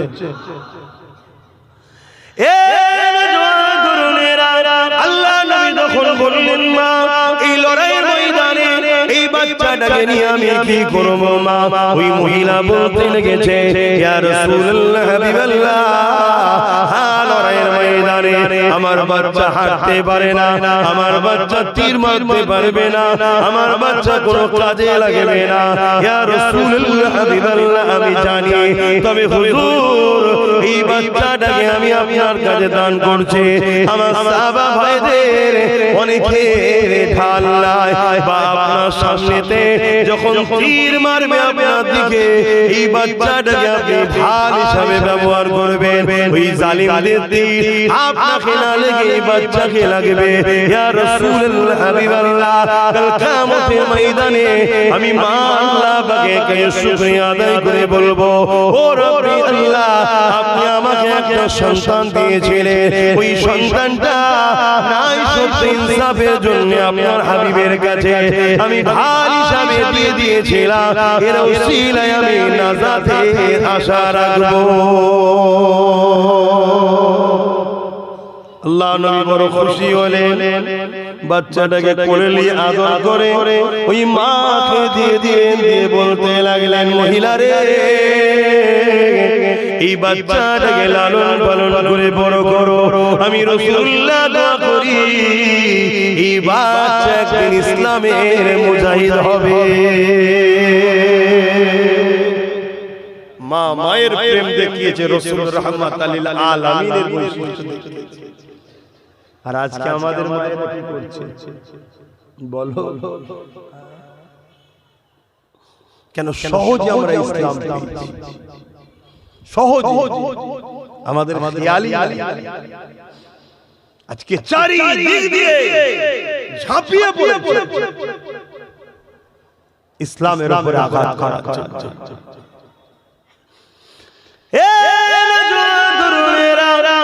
এই দুনিয়া কার জন্য চিরস্থায়ী নয়, মনে রাখবেন আল্লাহ দিনের ইবাদতের মালিক হলেন আল্লাহ। দুনিয়া যতই শক্তিশালী দেখাক না কেন, যুগে যুগে ইসলামের উপরে আঘাত যারা করেছে, আমার আল্লাহ পাক তাদের জন্য দুটো ফয়সালা করেছে। হয় তার নাম নিশানাকে মিটিয়ে দিয়েছে, নমরুদের মতো, ফেরাউনের মতো, সাদ্দাতের মতো, আবু জিলুদবা সাইবার মতো, এজিদের মতো, হিটলারের মতো, চিঙ্গিস খানের মতো, এমন করে পুরুষের মতো আল্লাহ তাদেরকে মিটিয়ে দিয়েছে। বাবার দেশে হতভাগা আকবরের মতো মিটিয়ে দিয়েছে। কিন্তু আর একটা ফয়সালা হলো, যারা ইসলামের বিরোধী করেছে আমার আল্লাহ তাদেরকে ইসলামের খাদেম বানিয়ে দিয়েছে। ইসলামের বিরুদ্ধে যুগে যুগে মানুষ লেগেছে, আজও লাগছে। আল্লাহ ইসলামের হেফাজতের দায়িত্ব নিজে নিয়েছে, কিন্তু মনে রাখবেন আমাদের একটা তো কর্তব্য দায়িত্ব রয়েছে। এই দায়িত্ব যদি পালন না করতে পারি আল্লাহ পাকের কাছে জবাবদিহি হতে হবে। যেমন ইসলামের বিরোধী করেছিল হযরত ফারুক আযম, তখন হযরতও ছিল না, ফারুকও ছিল না, আযমও ছিল না, শুধু নাম ছিল উমর, খাত্তাবের বেটা উমর। কিন্তু আমি এইভাবে বলতে পারবো না, আল্লাহ তাকে বিশাল শানওয়ালা করেছে হযরত উমর ফারুক হিসেবে বলবো। তিনি একদিন আবু জেহেলকে নাকে ডাকলো, ডেকে বলতে লেগেছে, উমর রে, আজ মুহাম্মদ সাল্লাল্লাহু আলাইহি ওয়াসাল্লামের দিকে মানুষ দলে দলে দলে দলে বাড়তে লেগেছে। আজ মুহাম্মদ রাসূলুল্লাহর দিকে 39 জন ইমানের কলেমা পড়ে মুহাম্মদ রাসূলের দিকে চলে গেছে, তার দলের দিকে মানুষ যেতে লেগেছে। আমাদের ভয় হচ্ছে মুহাম্মদকে রুখা না যায়, তাহলে আমাদের সাম্রাজ্য মিটে যাবে। আমরা যে মানুষের মধ্যে ত্রাস তৈরি করেছি, আমরা যে মানুষের মধ্যে আতঙ্ক তৈরি করেছি, আমরা যে মানুষের মধ্যে রাজত্ব কায়েম করেছে, এটা মিটে যেতে পারে মুহাম্মদ রাসূলকে যদি রুখা না যায়। আমি আবু জেহেল মনে করি এই উমর এই কাজ তুমি ছাড়া অন্য কেউ পারবে না। কেন আল্লাহ উমর ফারুককে এত ক্ষমতা দিয়েছিলেন, 25 বছর যখন বয়স ছিল ওনার মোকাবেলায় দাঁড়াবার মতো কারো কোনো ক্ষমতা ছিল না। আবু জেহেল উমর ফারুককে বোঝাতে লাগলো, ওই সময় উমর ফারুককে আবু জেহেল বলতে লাগলো 200 লাল উট দিয়ে ঘোড়া দেওয়া হবে, ইত্যাদি ইত্যাদি অনেক ধন দৌলত দেওয়া হবে। এই দিয়া দিবি কাজটা আজকে নতুন নয়, যেমন আজকে চলছে। কাউকে বলছে গাড়ি দেওয়া হবে, আলো দেওয়া হবে, গাড়ি বাড়ি দেওয়া হবে, চলছে তো নাকি? সেই দিনও চলতো, এটা নতুন নয়, যুগে যুগে চলে আসে। আর এটাই তো ঈমান পরীক্ষা। কেউ বিক্রি হচ্ছে আর কেউ জানকে বাজি লাগিয়ে লড়ে যাচ্ছে, এইটাই হচ্ছে ব্যাপার। কাউকে মন্ত্রীর অফার দেওয়া হচ্ছে, 150 কোটি টাকার অফার দেওয়া হচ্ছে, সে বলছে না আমি গাদ্দারের খাতায় নাম লেখাতে পারবো না, আর আমার আল্লাহর কাছে মুখ দেখাতে। এটা ঈমান। আবার কেউ বিক্রি হয়ে গেছে, কি করে? আবু জেহেল উমর ফারুককে অনেক কিছু দিবে বলে উমর ফারুক রাজি হয়ে গেল। ঘোড়ার পিঠে উঠে তরোয়ালকে উলঙ্গ বার করে ফেললো, মিয়াম থেকে তরোয়ালকে বার করে রওনা দিয়ে যাচ্ছে। রাস্তাতে এক ব্যক্তির সঙ্গে দেখা হয়, তিনি বলতে লেগেছে, উমর এত দ্রুত কোথায় যেতে লেগেছো? হযরত উমর ফারুক বলতে লেগেছে, আমি আল্লাহর বেটা মুহাম্মদ সাল্লাল্লাহু আলাইহি ওয়াসাল্লামের ঘর থেকে কল্লাকে জুদা করতে যাচ্ছে। কেন যাচ্ছ, কি করেছে? তিনি তো কাউকে কখনো আঘাত দেয় না, কারো সম্পদ মেরে নেয় না, কারো সঙ্গে ঝগড়া করে না, কারো সঙ্গে মিথ্যাচার করে না, কারো ক্ষতি চায় না। উপরন্তু তিনি শান্তির কথা বলে, মানবতার কথা বলে, ইনসাফের কথা বলে, ইনসানিয়াতের কথা বলে, প্রেমের কথা বলে, নারীদের অধিকারের কথা বলে, খোদার্থকে খানা খাওয়াতে বলে, বস্ত্রহীনকে বস্ত্র দিতে বলে, প্রেমের কথা বলে, মানব বন্ধনের কথা বলে, ঐক্যের কথা বলে। হে উমর, কেন তাকে মারতে যাচ্ছ? উমর বলছো তো কথা জানি না, আজকে যাব আমি শুনছি নাকি 39 জন তার হাতে হাত দিয়েছে, 40 আর হতে দেব না। কালকে সূর্য উঠবে, মুহাম্মদ রাসূল আর উঠবে না। হায় হায় হায় হায়, কি কথা! এ যুবকেরা তরুণেরা ওই সময় ওই পথচারী মানুষ বলতে লেগেছে, হে উমর, মুহাম্মদ রাসূলের কাছে যাবার আগে তুমি তোমার বোন বুনাইয়ের কাছে আগে যাও। কেন যাব? তোমার বোন বুনাই ঈমানের কলেমা পড়ে মুহাম্মাদের দলে চলে গেছে। আরো জোরে বলুন সুবহান। তো অনেক বড় কথা, ওইদিকে আমি যাচ্ছি না। তোমার ফারুক হুজুর কি বলছে, 39 থেকে 40 দেব না। এদিকে আমার আল্লাহ বলে ফেরেশতা রে, উমারকে রুকুনি, উমারকে যেতে দাও। উমার বলেছে 39 থেকে 40 হতে দেবে না, আর আমি আল্লাহ উমারকে 40 নম্বর মুসলমান বানাবো।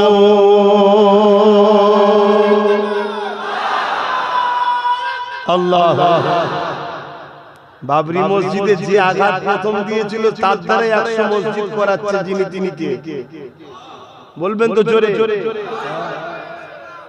বাবরি মসজিদে প্রথম যে আঘাত দিয়েছিল তার হাতে আবার তার দ্বারা 100টা মসজিদ তৈরি করে নিচ্ছেন যিনি, তিনি কে? আরো জোরে বলেন কে? আল্লাহ। যে বুশ বলেছিল আমেরিকা ইসলাম রাখবো না, তার কন্যাকে ইসলামের মধ্যে ঢুকিয়ে কোরআনের হাফেজ যিনি বানিয়েছেন তিনি কে? কিন্তু আমাদের দায়িত্ব আছে না, আমার কাছে দামি জিনিসের যদি গুরুত্ব না বুঝি কেড়ে নেবে, অন্য কাউকে আল্লাহ দেবে, তোমাকে আমাকে মিটিয়ে দেবে। তাই নিজের দিনের গুরুত্ব বোঝো।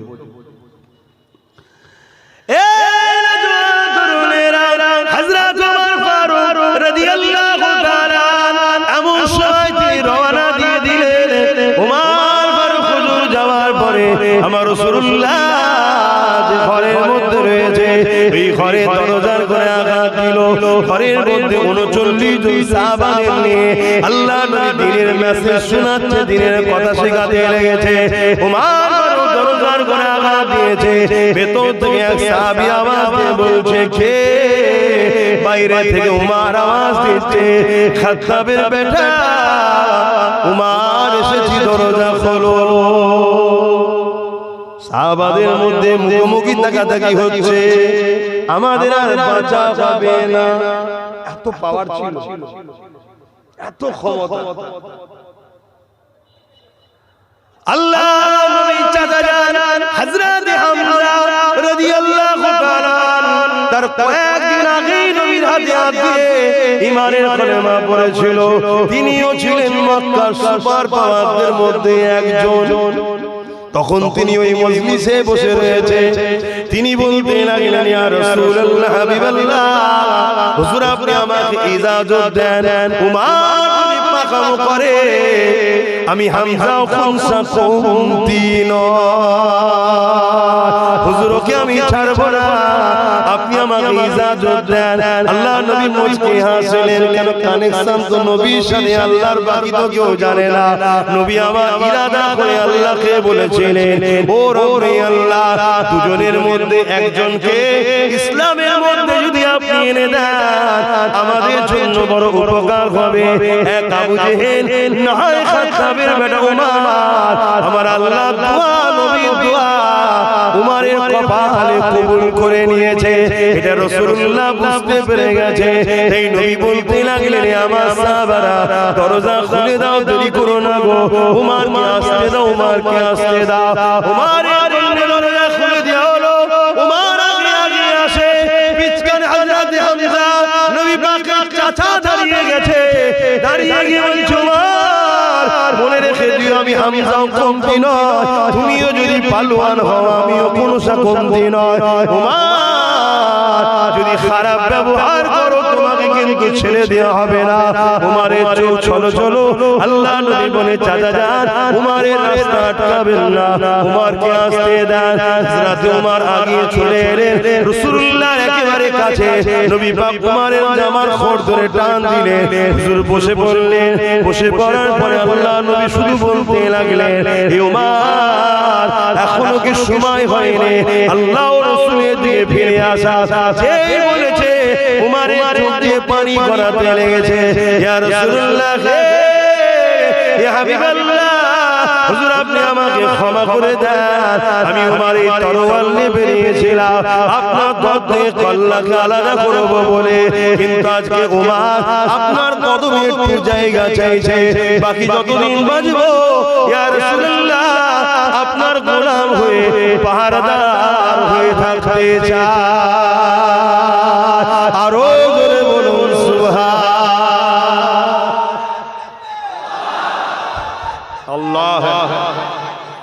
ইয়া রাসূলুল্লাহ, আল্লাহর দিন আল্লাহ ঠিক হেফাজত করবে, কিন্তু আমরা যদি দ্বীনের ভালোবাসি আল্লাহ আমাদেরও হেফাজত করবে।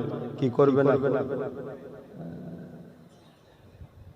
আথে বাপ ভাইরা বোঝো, আমাদেরও কিছু দায়িত্ব আছে।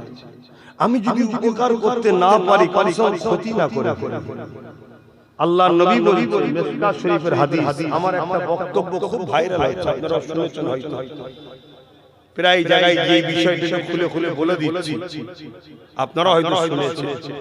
কেন আমার বিষয়ে যখন ছড়াচ্ছে আমাকেই তো বলতে হবে নাকি? একটা প্রচার করা হচ্ছে, কি একটা ছোট্ট ক্লিপ, আবার ওই বক্তব্যটাকে কোন একজন মুরব্বির সাথে সেটিং করে, বয়োজ্যেষ্ঠ বুজুর্গের সাথে সেটিং করে। আমি বলেছি বিজেপি কে কি বলে, আমি বলেছি টিএমসি কে ভোট দেওয়া হারাম, আর তিনি বলেছে দেয়া চলবে। এই রকম একটা সেটিং করে বাজারে ছড়াচ্ছে, দিয়ে বোঝাতে চাইছে দেখো আব্বাস বলছে চলবে না হারাম, আর একজন বয়স্ক বুজুর্গ বলছে চলবে, কার কথা লেখা? এটা হলো জালিমদের একটা প্ল্যান। আপনারা কেউ শুনে দেখেছেন এটা? একটু হাকি না বলেন, দেখেছেন? যারা দেখেছেন হাত তুলে বলে ভিডিওটা দেখেছেন? যাক যাক, তাহলে আপনাদের মধ্যে একটা ভয়, মানে আমাকে একটা চিন্তা হতে পারে, এটা খোলাসা করা দরকার আছে না? কেন বলেছি, কি জন্য বলেছি, এর আগে কি আছে পরে কি আছে একটু জানা দরকার আছে না? আপনারা আগ্রহ শুনতে, কারা শুনতে ইচ্ছুক আছেন হাত তুলে দেখান, লম্বা করে হাত তোলেন। যাক আলহামদুলিল্লাহ, তাহলে আমি আলোচনা করছি, কিন্তু তার আগে আমি যে কথাটুকু বলছিলাম, আচ্ছা একটু আগে সালামটা দিয়ে দিই, এই সময় যদি কারো ইচ্ছা না শোনার থাকে সেই সুযোগ আস্তে আস্তে চলে যাবে। কি বীজখানে ঢুকে পড়ে যাবে, বেচারি শুনতে চাইছে না, কিন্তু যে শুনতে চায় তাকে শোনানো দরকার। কেউ যদি শুনতে নাও চায়, আমার বিষয়ে যখন একটা প্রশ্ন চিহ্ন উঠছে, আমাকে খোলাসা করা দরকার আছে না? কেন? কেউ যদি আমি দোষী না হয়, আমাকে যদি দোষী বলে সন্দেহ করে, আল উলামা ইহনাতুল কুফরুন, উলামাদেরকে যদি কেউ ইহনাত করে সে কুফরি করলো। তাহলে খোলাসা করা দরকার, না হয় কওমের ছেলে ভুল রাস্তায় চলে যাবে। তো তার আগে আসুন একটু সালাম দিয়ে নি। হে নবী সালাম,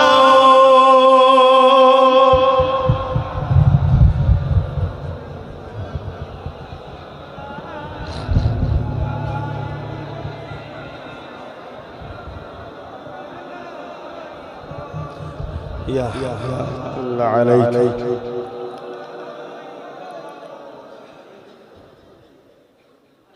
জোর করে কখনো ভালোবাসা হয় না, ওই জন্য আমি কখনো কাউকে জোর করে কোনো জিনিস দিতে চাই না। তাই আলোচনা করার আগে দাঁড় করিয়ে দিলাম এই জন্য, যদি কেউ অসুবিধে থাকে এই সুযোগে যেতে চলে যেতে পারে। এটা কি ভুল করলাম? কেন জোর করে মানুষকে দিয়ে কি লাভ? ঠিক না? আসে সকলে প্রাণ খুলে উচ্চ আওয়াজে দয়ার নবীর উপরে সালাত ও সালাম পাঠ করবে। ইয়া নবী সালাম, ইয়া রাসূল, ইয়া হাবিব সালাম, সালাওয়াতুল্লাহ।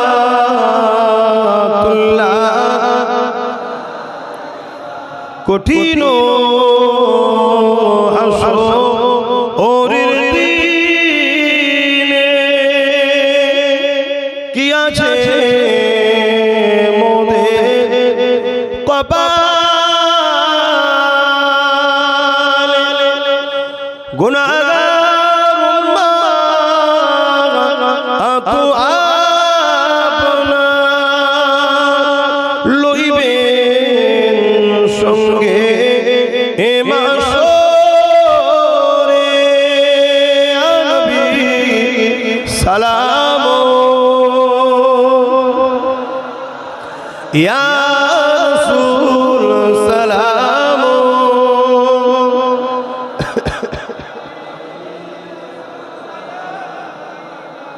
সালাম। জিবরাইল দিলে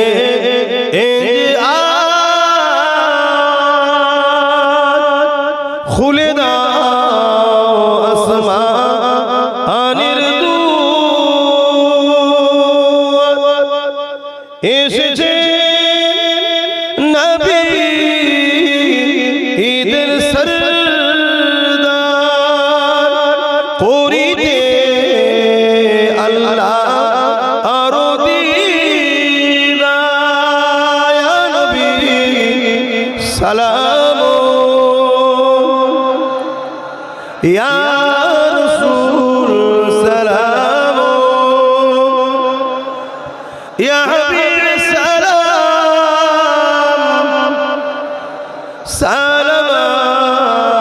সালামাতুল্লাহ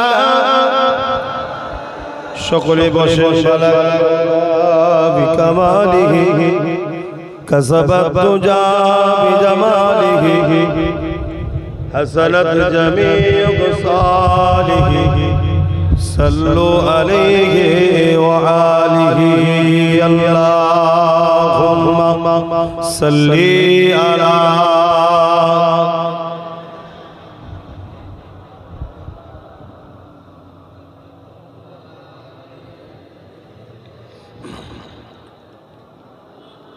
আমার বাপ জানেরা আরেকটা কাজ আবার কমিটি বলছে কি বলছে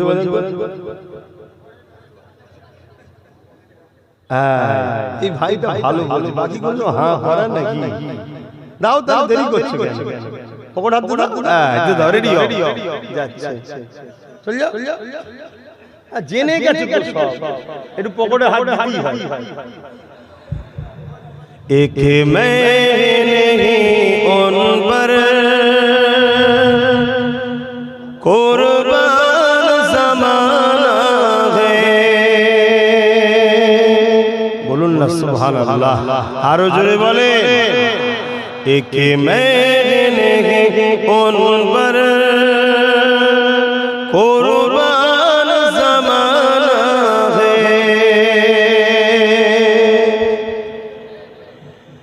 एक उन पर कुर्बान ज़माना है कि मैंने उन पर कुर्बान ज़माना है जो रब दो आलम का जो रब दो आलम का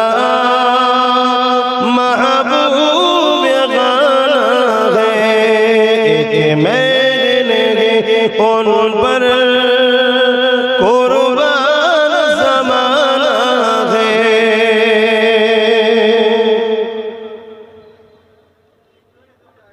कल्पुल से जिसने हमें खुद ही पार लगाना है कल्पुल से जिसने हमें खुद ही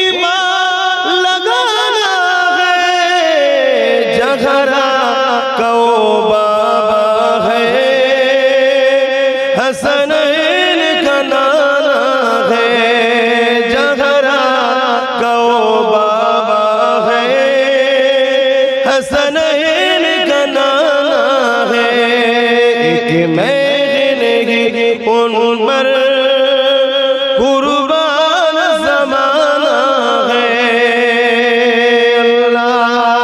अल्लाहुम्मा सल्ली अला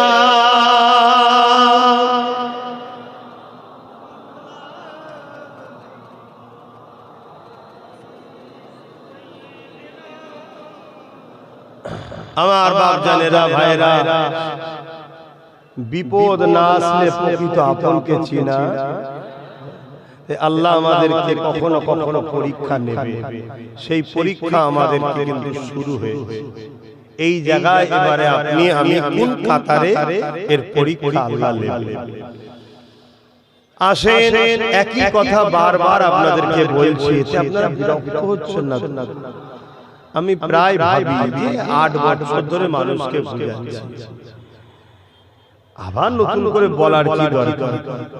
হয়তো মানুষ বিরক্ত হচ্ছে, কিন্তু জানি না মাইকে উঠার পরে আল্লাহ আমায় বলিয়ে নেয়।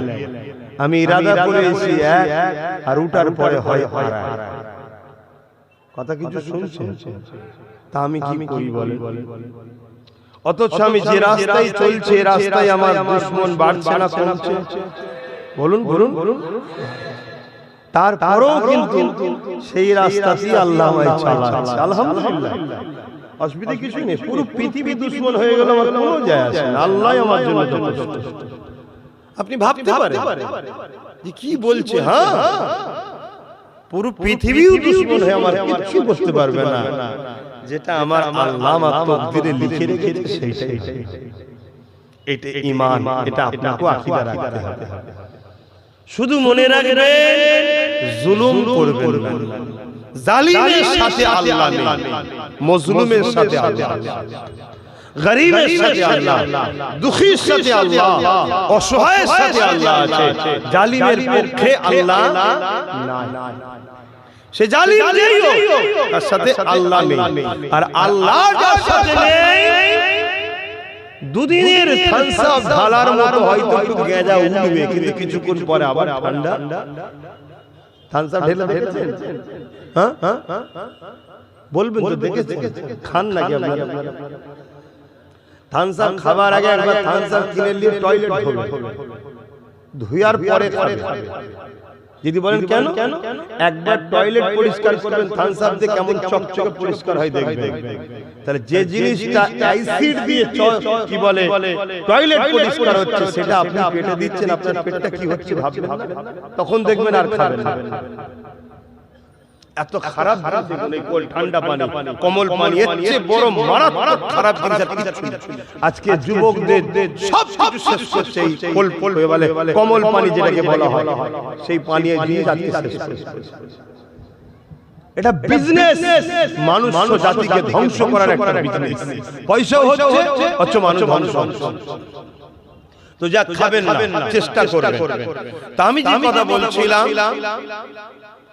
আমি জানতে চাইছি আল্লাহ রাসূল বলছেন, আমি জানতে চাইছি কেন্দ্র সরকার ওয়াকফ কালা কানুন করেছে 2025। এই বিষয়ে আপনারা সবাই জানেন তো? সেই আইন এত মারাত্মক ভয়ঙ্কর আইন, যে আইনে আমার আপনার মসজিদ, কবরস্থান, ঈদগাহ, খানকা সব ধ্বংসের মুখে। অলরেডি বহু জায়গা বুলডোজার দিয়ে কবরকে প্লেন করে মসজিদ ভেঙে, মাদ্রাসা ভেঙে শেষ করে দেওয়া হচ্ছে। পুরো দেশেও চলছে, আমার রাজ্যতেও চলছে। আমি জানতে চাইছি এই ওয়াকফ কালা কানুন এটা নাই না অন্যায়? সংবিধানের পক্ষে না বিরুদ্ধে? ইসলামের পক্ষে না বিরুদ্ধে? ইসলামের বিরুদ্ধে যদি কোনো শক্তি লাগে, সেই শক্তিকে আপনি যদি সহযোগিতা করেন, তাহলে আপনি ইসলামের পক্ষে না বিরুদ্ধে? এই কালা কানুন তৈরি হয়েছে, আর সেই কানুনকে যদি আমার রাজ্য সরকার সাপোর্ট করে নেয়, অ্যাকসেপ্ট করে, আমার রাজ্য সরকারও ইসলামের পক্ষে না বিরুদ্ধে? আওয়াজ দিয়ে বলবেন। আল্লাহ বুঝা করেন তো? তাহলে হক কথা জবান খুলে বলবেন। এমনও হতে পারে আল্লাহ জবান দিয়েও অনেকের জবান কেড়ে নিয়েছে। এ সমাজে ঘটে না? ঘটে না? অতএব আর কি করতে বসেনি, আর পেটে জ্বালাতে এসেছি। খুব ভালো করে বোঝেন, হাতের 5টা আঙ্গুল যেমন সমান নয়, পরিবারের 5টা ছেলেও সমান নয়। মুরগির পেটে অনেক কটা ডিম দেওয়া হয়, সব কটা বাচ্চা হয় না, একটা দুটো ঘোলা হয়ে যায়। কথা বুঝে আসছে তো না? তো সেই জায়গাতে কেন্দ্র সরকারও যেটা করছে সংবিধান বিরোধী এবং ইসলাম বিরোধী, আর সেই সংবিধান ও ইসলাম বিরোধী আইনকে আমার রাজ্য সরকার যখন সাপোর্ট করে, তাহলে সেও ইসলাম বিরোধী, সংবিধান বিরোধী। ঠিক তো নাকি? এবারে রাজ্য সরকার তার ভাইপোকে বাঁচাবার জন্য আমার মসজিদকে বলি দেবে, আমার মাদ্রাসাকে কুরবানি করবে, ওটা আমরা মেনে নেব কেন? ঠিক তো নাকি? হ্যাঁ, এটা আমরা মানতে যাব। কারকে বাঁচাবার জন্য আর আমার মসজিদ মাদ্রাসাকে কুরবানি দেবে, এটা মেনে নেওয়া যেতে পারে? তাহলে রাসূল পাক সাল্লাল্লাহু আলাইহি ওয়াসাল্লামের হাদিস, মুসলিম শরীফ কিতাবের নাম, হাদিসের কিতাবের নাম মুসলিম শরীফ। এতগুলো ক্যামেরা রেকর্ড হচ্ছে, আমি কয়েক জায়গায় চ্যালেঞ্জ দিয়েছি, আমার যদি কথা ভুল হয় তাহলে শাসক তো তোমাদের পক্ষে আছে, পুলিশও তোমাদের সাথে আছে, তা বলে সবাই নয়, কিছু মানবতা প্রেমী পুলিশ আছে, তাদেরকে শ্রদ্ধা সম্মান করা এটা নাগরিক হিসেবে দায়িত্ব করি। তো যাই হোক, পাওয়ার তখন তোমাদের হাতে। তা তোমাদের অনেক মুফতি মাওলানা বক্তা ভাড়াটিয়া আছে নাকি? এই টাট্টু ঘোড়া ঘোড়াকে নিয়ে আসো না ক্রিকেটের ময়দানে, আব্বাস সিদ্দিকী যাবে, একটা বাহাস হবে। আব্বাস সিদ্দিকী যদি ভুল বলে থাকে, পাওয়ার তোমার হাতে ধরে ফাঁসিতে ঝুলিয়ে দেবে। ঠিক আছে? আল্লাহু আকবার, আল্লাহু আকবার। আর যদি আব্বাস সিদ্দিকী ঠিক হয়, তাহলে ওই ময়দানে কতগুলো ভাড়াটিয়া টাট্টু ঘোড়া আছে, জনগণ কমসে কম একটু চিনে যাবে যে এই মৌলভী সাহেব পুরো দালাল। জানা দরকার আছে না? না। তো ভাইরা, আমার বক্তব্য ছিল কি? আমার বক্তব্য ছিল রাসূল পাক সাল্লাল্লাহু আলাইহি ওয়াসাল্লামের হাদিস, মুসলিম শরীফের। আল্লাহর নবী বলেছেন, অন্যায় দেখলে হাত দিয়ে রুখে দাও। অন্যায় দেখলে মসজিদ মাদ্রাসাকে মিটাবে, এটা নাই না? তাহলে যে মিটাতে চাইছে রাসূলের হাদিস, হাত দে রোকো। যদি হাতে ক্ষমতা না থাকে মুখ দিয়ে প্রতিবাদ করো, যদি মুখে প্রতিবাদ করার ক্ষমতা না থাকে অন্তর থেকে ঘৃণা করে দূরে সরে যাও। তা না করে কোন ইমানদার যদি বিজেপিকে ভোট দেয়, তার ঈমান থাকবে? কেন ভোট দিয়ে মানে সাপোর্ট করা, অর্থাৎ তাকে শক্তিশালী করছো, সে আরো ক্ষমতায় এসে মুসলিম মাদ্রাসা ভাঙো, তাই তো নাকি? তার ঈমান থাকবে না। এটা রাসূলুল্লাহর হাদিসটা আমি মানুষকে বুঝিয়েছি, এটা প্রথম বলি।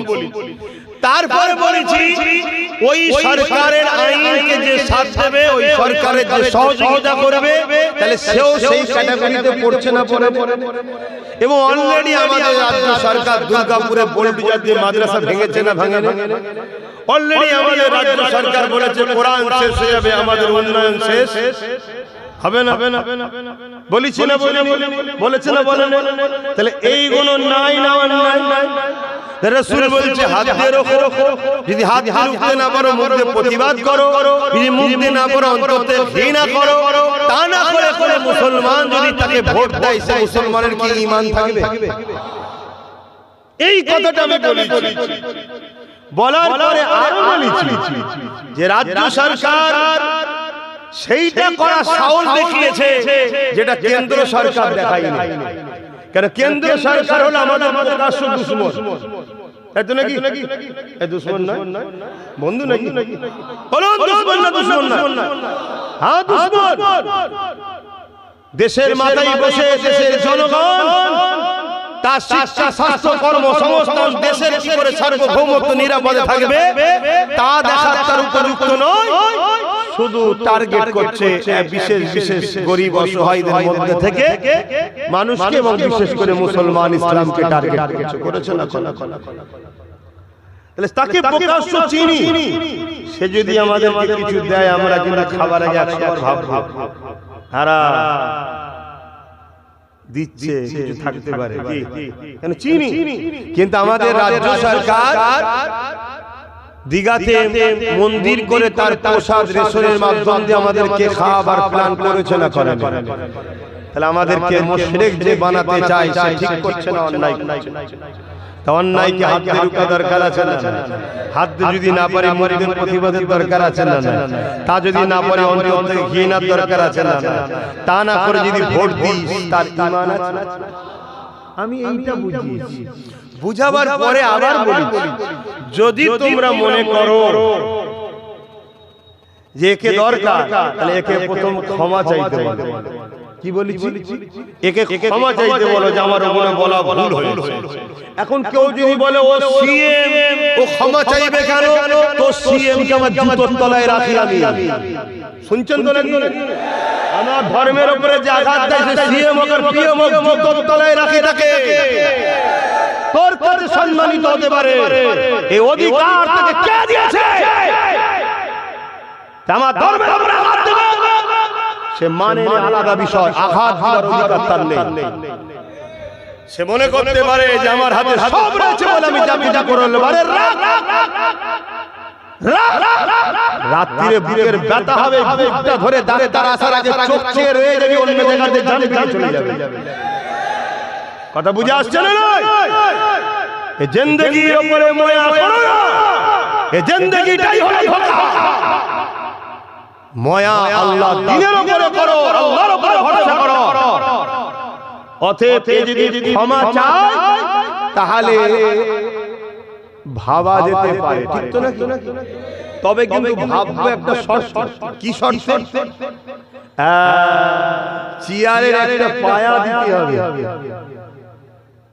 চেয়ারে পায়া দিতে হবে, নচেত আবার ক্ষমা চেয়ে ফিরে এসে আরো গন্ডগোল করতে পারে, ঠিক তো নাকি? এই কথাগুলো বলা আমার কম কি আমার জাতিকে দরকার আছে না? এখন এই কথা বললে যদি তোমাদের কারো মনে হয় যে হুজুর সবই ঠিক আছে, জলসাতে বলছেন কেন? কারো মনে যদি জাগে, আমি তাকে বলবো, তোর কি কখনো মনে হয় না ও রাজনীতির নামে তো ধর্মে বিরোধী করছে কেন? তাহলে জানতে হবে তোর গন্ডগোল পুরাই আছে, তোর আমারটা ভুল লেগেছে, ওটা ভুল লাগে না। কথা মাথায় ঢুকছে না? ঢুকে নেই। অতএব কার গন্ডগোল কার ঠিক আগামী দিন সব প্রকাশ হয়ে যাবে। এক কথা বুঝে আসছে? সেই দিন আসছে, আল্লাহ পাক আমাদের হেফাজত করছে, ফারাক হয়ে যাবে, পুরো দিয়াল উঠে যাবে। কিন্তু একটা কথা মনে রেখে দিও, লড়াইয়ের ময়দানে যাই না আলাদা কথা, চুপ আছে, কিন্তু ময়দান থেকে কেউ যদি হাফ রাস্তায় ফিরে চলে আসে তার তওবা কিন্তু মাফ। বলো, মসজিদ মাদ্রাসা কোরআন দ্বীনের দুশমনদের বিরুদ্ধে লড়াই যদি হয়, লড়াইয়ে কারা লড়তে রাজি আছো হাত তুলে দেখাও, হাত লম্বা করে তুলে রাখো, হাত নামাবে না। কেউ হাত হাতে বাকি আছে কি দেখো, ভেতরে কেউ আছে কি দেখো, গাদ্দার আমাদের মধ্যে দেখো, কোন গাদ্দার আছে? হাত নামাও। কেন গাদ্দার চেনা দরকার? অসুবিধা হচ্ছে নাকি? আমি কি আমার ঘর বাঁচাবার জন্য লড়াই করছি? তো ভাইরা আমার, কেউ যদি নিজের কবর নিজে খুঁড়তে চায় আমার কোনো অসুবিধা নেই। তো ভাইরা আমার, এই জায়গায় দাঁড়িয়ে থেকে আমার শেষ কথা আপনাদের কাছে রাসূল পাক সাল্লাল্লাহু আলাইহি ওয়াসাল্লামের আরেকটা হাদিস আপনাদের শোনাবো না রেখে দেব। এখন আমি জানতে চাইছি, কেন্দ্র সরকার জালিম না জালিম নয়? ঠিক বলছে? হাত তুলে সাক্ষী দেন কারা জালিম বলে মানে। আমার রাজ্য সরকার জালিম না জালিম নয়? কারা কারা মানেন হাত তোলেন। ঠিক তো? আল্লাহর নবীর হাদিস কি? মিশকাত শরীফের হাদিস, যেটা ফাজিল ক্লাসে পড়ানো হয়, আলেম আলেম মিশকাত শরীফের হাদিস, যে হাদিসের মধ্যে আল্লাহ রাসূল বলছেন কেউ জালিম জানার পরও তাকে যদি সহযোগিতা করা হয়, আল্লাহ রাসূল বলছে সে মুসলমান, ইসলাম থেকে খারিজ হয়ে যাবে। শুনছেন? কার হাদিস এটা? আবার রাসূলের কথা। শুনছেন তো নাকি? এতগুলো রেকর্ড হচ্ছে তো নাকি? তোমরা যতটা না ফলো করে আমার আজকে শোনো, আমার যারা বিরুদ্ধে তারা কিন্তু আরো খুঁটিয়ে খুঁটিয়ে শোনে। কথা বুঝে আসছে? আর এটাও শুনে রেখে যাও, 14 তলাতে বসেও শোনে। এই জন্য বলেছি, রাসূলুল্লাহর হাদিস কি বলল? যে জালিম সে জানার পরও তুমি তাকে সাথ দাও, তাহলে ইসলাম থেকে তুমি বেরিয়ে যাবে। যে ইসলাম থেকে বেরিয়ে যায় তার ঈমান আছে? তাহলে একটু আগেই তোমরা স্বীকার করেছো কেন্দ্র সরকারও জালিম, রাজ্য সরকারও জালিম। জালিমকে জানার পরে যদি কেউ ভোট দেয় সে মুসলমান ইসলামে থাকবে? আশপাশে যদি কেউ এখনো এই জালিমদের দল করে, আগামী দিন তাকে মুসলমান বলে মানা যাবে? এরাই হলো সমাজের মধ্যে গাদ্দার মুনাফিক। এই গাদ্দার মুনাফিকদের জন্য বারবার মসজিদে আকসা আমাদের হাত থেকে ফসকেছে। এই গাদ্দারদের জন্য বাবরি গেছে। এই গাদ্দারদের জন্য আজকে আমাদের ছেলেপুলেদের চাকরি বাকরি টাকা পয়সা সব চলে গেছে। এই গাদ্দারদের জন্য আজকে আমাদের কথা মাথায় ঢুকছে। এটা কে বলবে না বলবে আমার দেখার দরকার নেই, আমি আমার ডিউটি পালন করছি। কেন জন্মেছি একদিন, মরবো একদিন। কবে মরবো? আল্লাহ যদি আমার এখন 1 বছর হায়াত রাখে আর সবাই যদি মিলে মনে করে কালকে তুলে দেবে, পারবে? এই আওয়াজ দিয়ে বলছনি কেন? এই জোরে বলো। হ্যাঁ, এটা হলো ঈমান। আর আল্লাহ যদি বলে কালকে লোবা, সবাই মিলে যদি বলে পরশুদিন লোবো, আমাকে একদিন বাঁচতে পারবে? তাহলে কেন দুনিয়ার পিছনে ছোট? কেন দুনিয়াকে ভরসা করো? হাসবুনাল্লাহু ওয়া নি'মাল ওয়াকিল, নি'মাল মাওলা ওয়া নি'মান নাসীর। মহান স্রষ্টাই একমাত্র আমাদের সাহায্যকারী। আর আল্লাহকে যে সাহায্যকারী হিসাবে পছন্দ করে, আল্লাহ তার জন্য যথেষ্ট। আয় আমার আল্লাহ, আপনার উপরেই আমি ভরসা করে আছি। আপনি আমায় বাঁচিয়েছেন, আপনি আমায় বলাচ্ছেন, আপনি আমায় বাঁচিয়ে রেখেছেন। যেদিন আমার তকদিরে আপনি লিখে রেখেছেন, যেভাবে যেখানে যে টাইমে যে সেকেন্ডে, সেই সেকেন্ডেই আব্বাস সিদ্দিকীর মরণ হবে। পৃথিবীর কোনো বাপের বেটা আমাকে মারতে পারবে না। আর যদি আমার হায়াত থেকে 1 সেকেন্ডের জন্য কেউ আগেও দিতে, জোরে বলো, এই মওতকে কখনো ভয় করবে না। এটা এমন একটা সত্য, তুমি যদি পৃথিবীর বাদশা হও তাও তোমার মওত হবে, তুমি জেলার সাহেব হও তোমার মওত সেই টাইমে হবে। অতএব মওত নিয়ে কখনো ভাববে না, আর মওতকে কখনো ভয় করবে না। ভয় করো, জুলুম করবে না। কেন জুলুমের সাথে আল্লাহ লড়াই করে, জালিমদের বিরুদ্ধে আল্লাহ, জানেন তো নাকি? জালিমদের বিরুদ্ধে রাসূলুল্লাহ। তা আমরা জালিমদের পক্ষে থাকবো না বিরুদ্ধে? এই জোরে বলো। তাহলে কেন্দ্র সরকার ও রাজ্য সরকারের বিরুদ্ধে কারা থাকবেন? হাত তোলে। কথা ঠিক তো নাকি? না খুব টেনশনে পড়ে গেলে আপনারা যে আব্বাস সিদ্দিকীর জলসা কেন শুনতে এলো? যা কিছু ভাগে পেয়েছিলাম সব বেকার হয়ে গেল। হ্যাঁ, তা জানা কোন জাহান্নামে যাবে 7টা আছে, যেখানে খুঁজে চলে যা।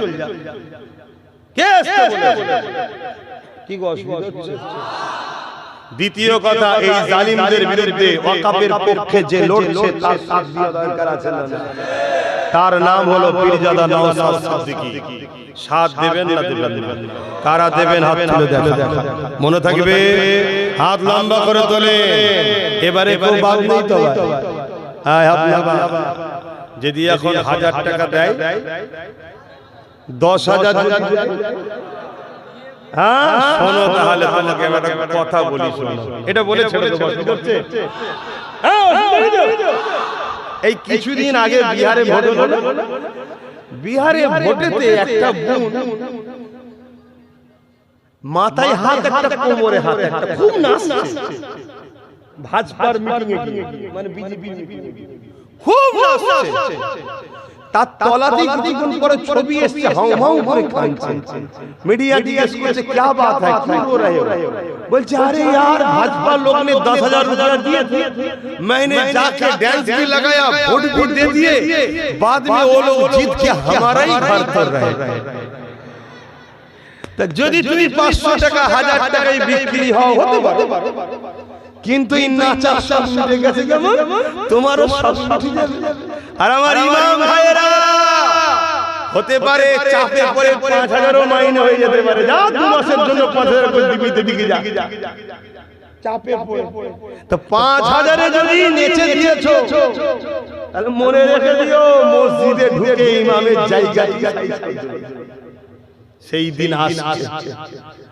ভালো চাও, ওই যে মুরব্বি বসে আছে দেখছো, 4টে পা, চেয়ারে একটা দরকার আছে আমাদের, তাই তো নাকি?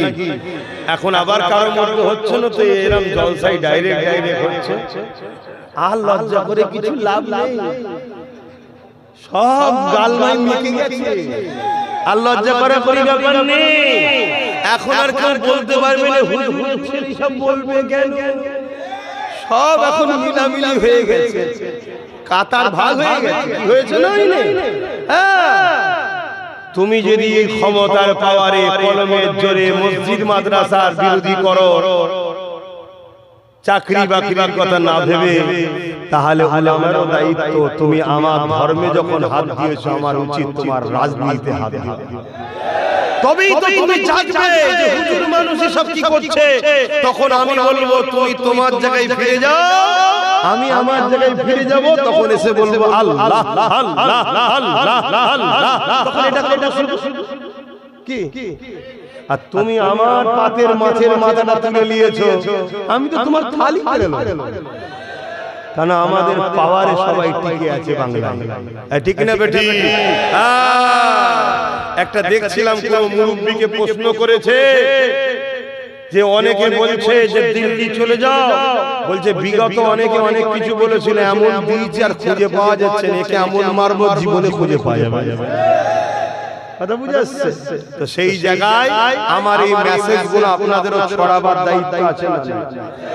রেকর্ড হয়েছে তো, ছড়াবে, মানুষকে বুঝান, ঐক্যবদ্ধ হয়।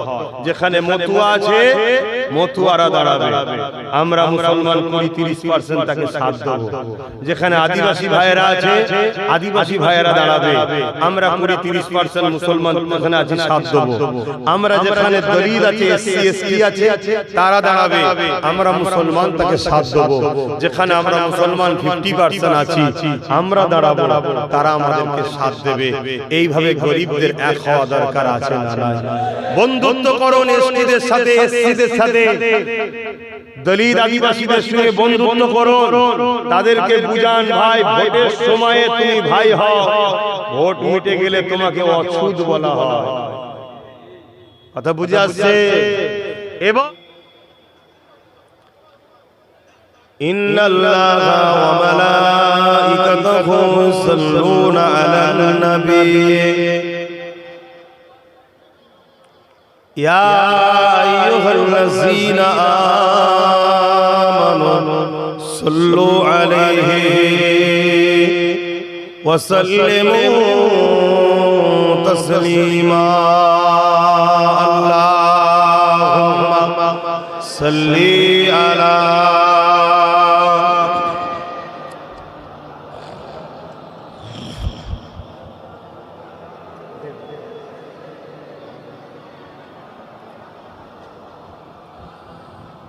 আল্লাহুম্মা সাল্লি আলা মাওলানা মুহাম্মদ ওয়া আলা আলিহি।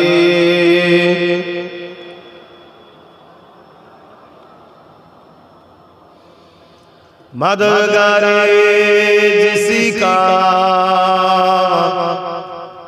रसूले खुदा हो, उसे और हिम्मत का परवाह किया है। मदद को चले आएंगे कमली वाला, डूबते डूबते ही समल जाएगा। अल्लाहुम्मा सल्ली अला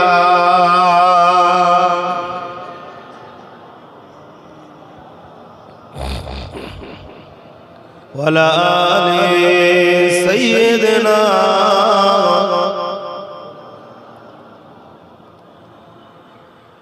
मेरे आँखों की बुदली में जलवा है मोहम्मद का, मेरे दिल के आईने में नक्शा है मोहम्मद का, कोई जन्नत में जाएगा, कोई दोज़ख में पहुंचे, मदीने की तरफ दौड़े दीवाना मोहम्मद का। अल्लाहुम्मा सल्ली अला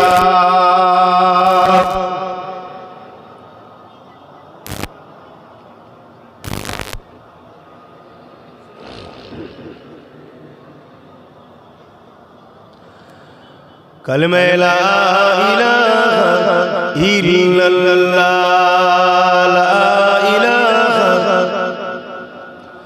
ला इलाहा इल्लल्लाह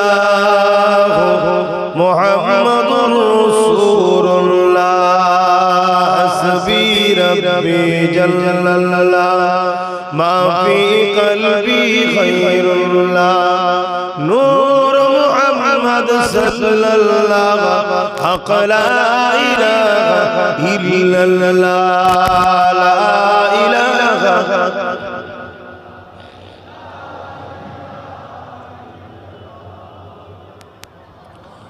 कलमे ला इलाहा इल्लल्लाह, ला इलाहा इल्लल्लाह मुहम्मदुर रसूलुल्लाह, अल्लाहुम्मा सल्ली अला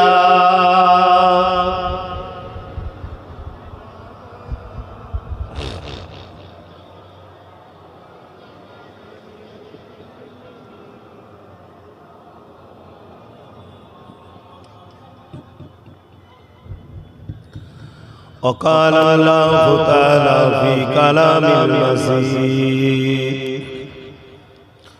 والفرقان الحميد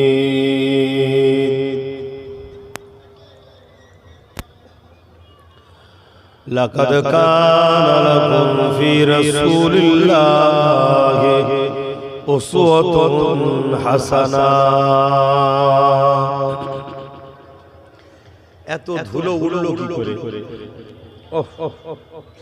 এর ভেতরটা ধুলো হয়ে গেছে।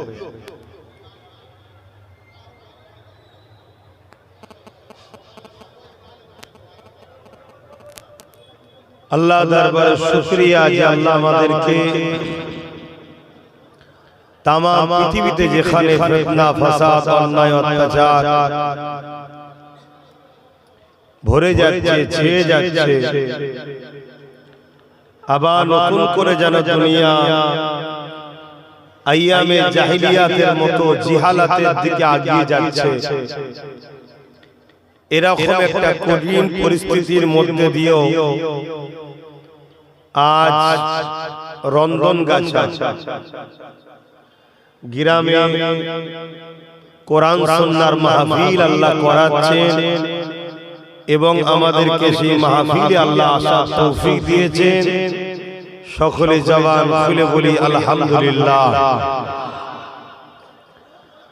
জানি না আমাদের কোন কাজটা আল্লাহ পছন্দ করেছেন যে আমরা এত গুনাহগার হওয়ার পরও আল্লাহ আমাদেরকে এখনো ভালোবাসেন, তাই জান্নাতের বাগানে আল্লাহ আশা ও বসার তৌফিক দিয়েছেন। তাই খুশি হয়ে আরো একবার বলি আলহামদুলিল্লাহ। পাশাপাশি আরো শুকরিয়া আদায় করি সেই মহান স্রষ্টা রব্বুল আলামিনের, যিনি আমাদের জন্য সর্বকালে সর্বশ্রেষ্ঠ উত্তম গ্রন্থ কালামুল্লাহ কোরআন শরীফকে গাইড বুক হিসাবে পাঠিয়েছেন এবং সর্বকালে সর্বশ্রেষ্ঠ নবী ও রাসূল दोनों जहान सुल्तान नबीदर नबी अहमद मुस्तफा मोहम्मद मुस्तफा सल्लल्लाहु अलैहि वसल्लम আল্লাহ আমাদেরকে উম্মত উম্মতি করেছেন। তাই সকলে খুশি হয়ে জবান খুলে বলুন আলহামদুলিল্লাহ।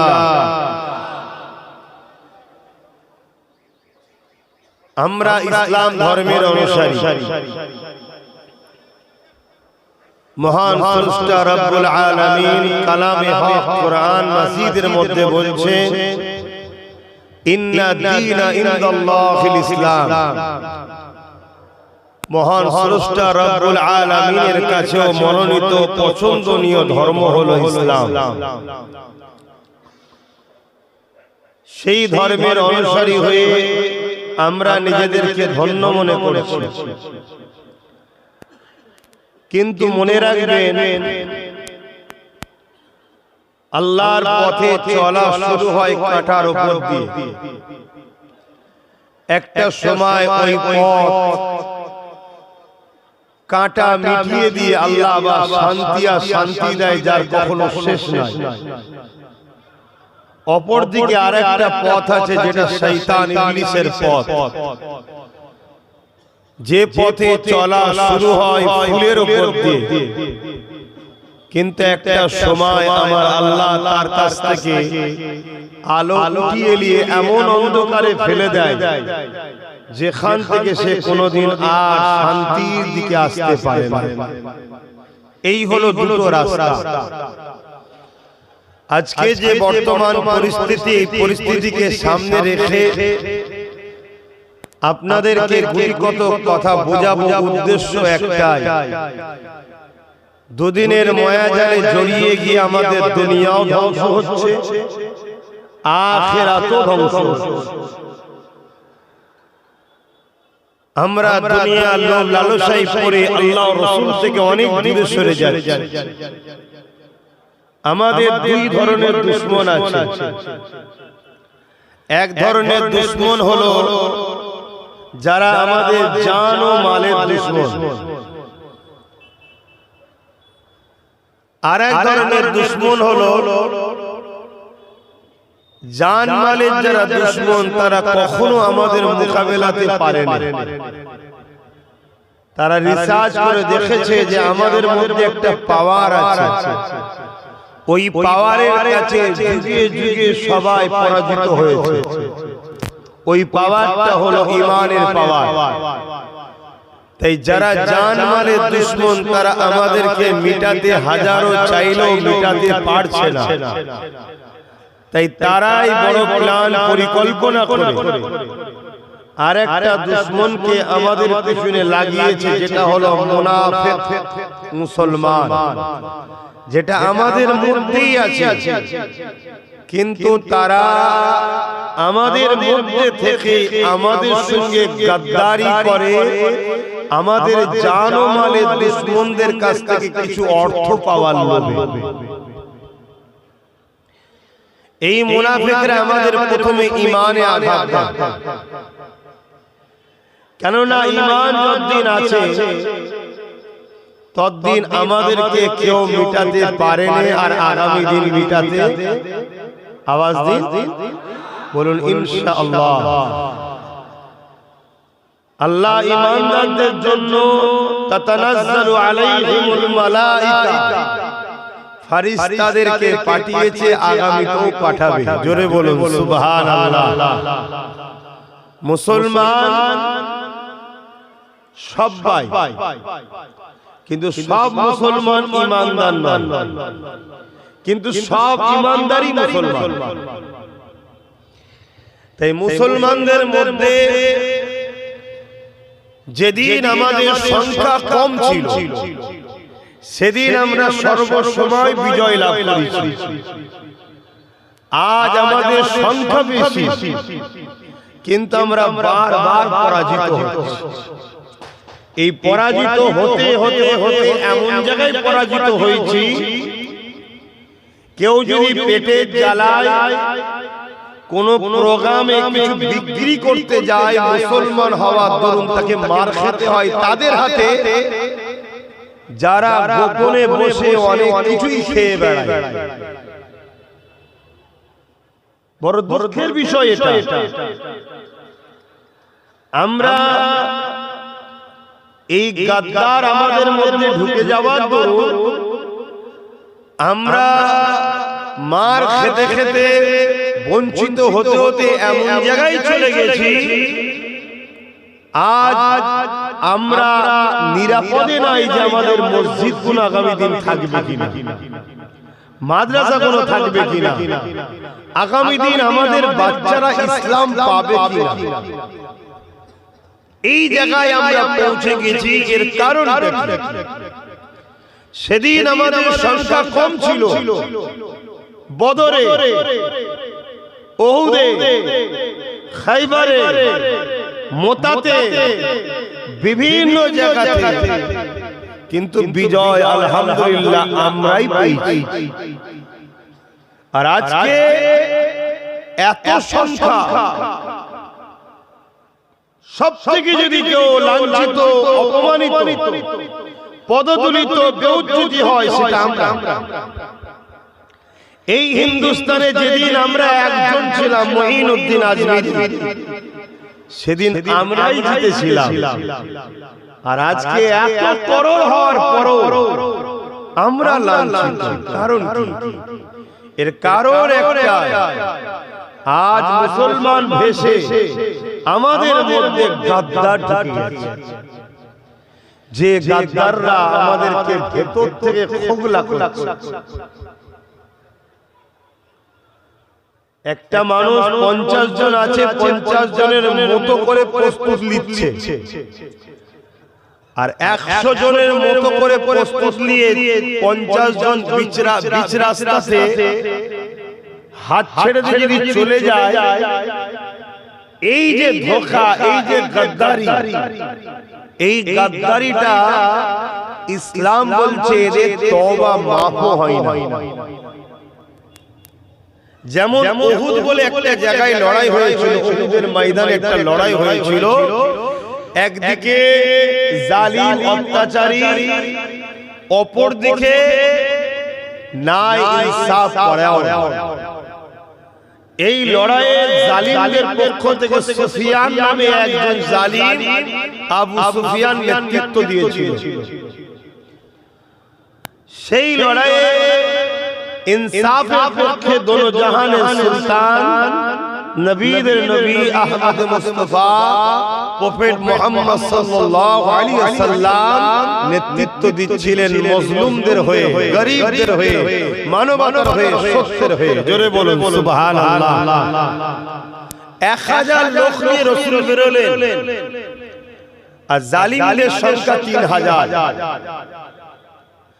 হঠাৎ করে বিচ রাস্তাতে বা একেবারে যুদ্ধের প্ল্যান, পরিকল্পনা তৈরি হয়ে, যে কোনো জিনিসের একটা ব্লুপ্রিন্ট হয়, নকশা সব তৈরি হয়ে গেছে, এখানে তুমি, এখানে তুমি, এখানে তুমি।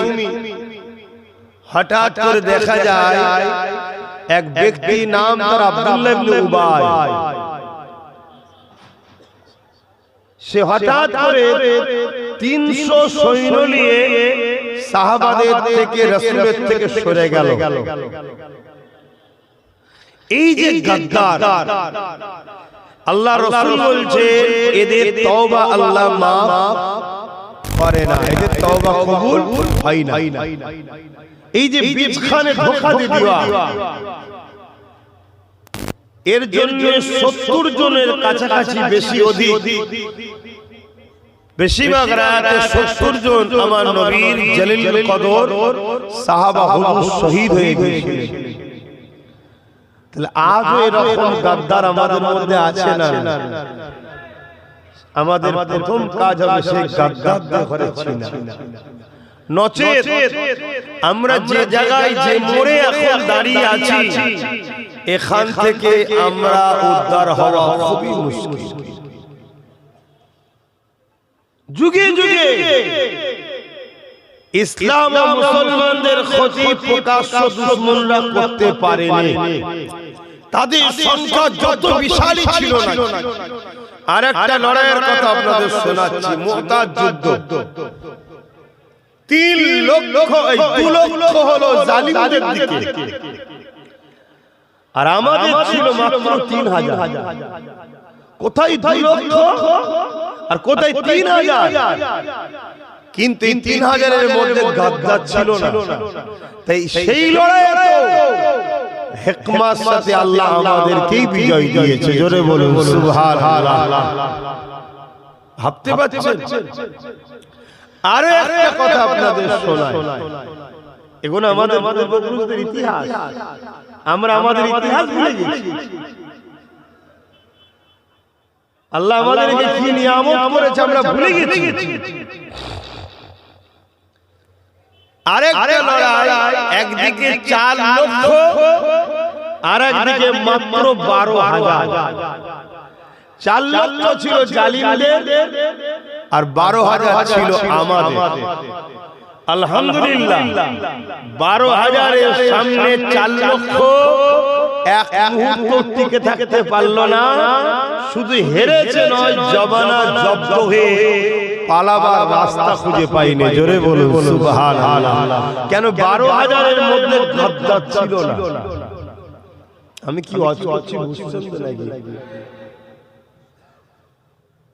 নামাজ তো পড়তেই হবে, রোজা তো রাখতেই হবে, হজ তো করতেই হবে, কিন্তু নামাজ পড়েও 72 দল জাহান্নামে যাবে না, যাবে না। রোজা রেখো 72টা দল জাহান্নামে যাবে না, যাবে না। কেন? গাদ্দার।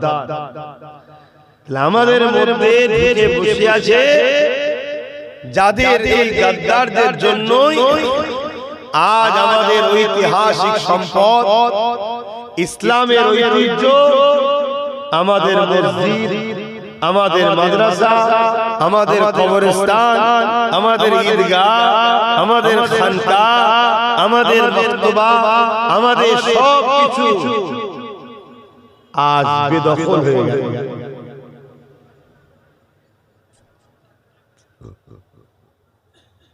এই জায়গায় আল্লাহ যে আজকে এখানে বসে দুটো কথা বলছে, কালকে হয়তো এই সুযোগটা আর পাবে না। যদি আমরা গাফিল হয়ে থাকি আর যদি আমরা জাগি ও গাদ্দার মুক্ত সংগঠিত হই, আবার মসজিদ ফিরে পাবো, আবার মাদ্রাসা ফিরে পাবো, আবার কবরস্থান ঈদগাহ ফিরে পাবো, আবার সব যেমন ছিল তার থেকেও ভালো হয়ে যাবে। বলুন ইনশাআল্লাহ। তুরস্কে একটা মসজিদ আছে, নাম আয়া সোফিয়া। এই মসজিদ আমাদের ছিল, বীজখানে বেদখল হয়ে গিয়েছিল, আবার আমরা দখল করেছি। একটা মসজিদ আছে প্যালেস্টাইনে, মসজিদে আকসা। এটা অনেক কবার আমাদের হাত থেকে বেদখল হয়েছে, আমরা অনেক কবার দখল করেছি। তার মধ্যে একবার দখল করেছে ইসলামের দ্বিতীয় খলিফা হযরতে ফারুক আযম রাদিয়াল্লাহু তাআলা আন। জোরে বলুন সুবহানাল্লাহ।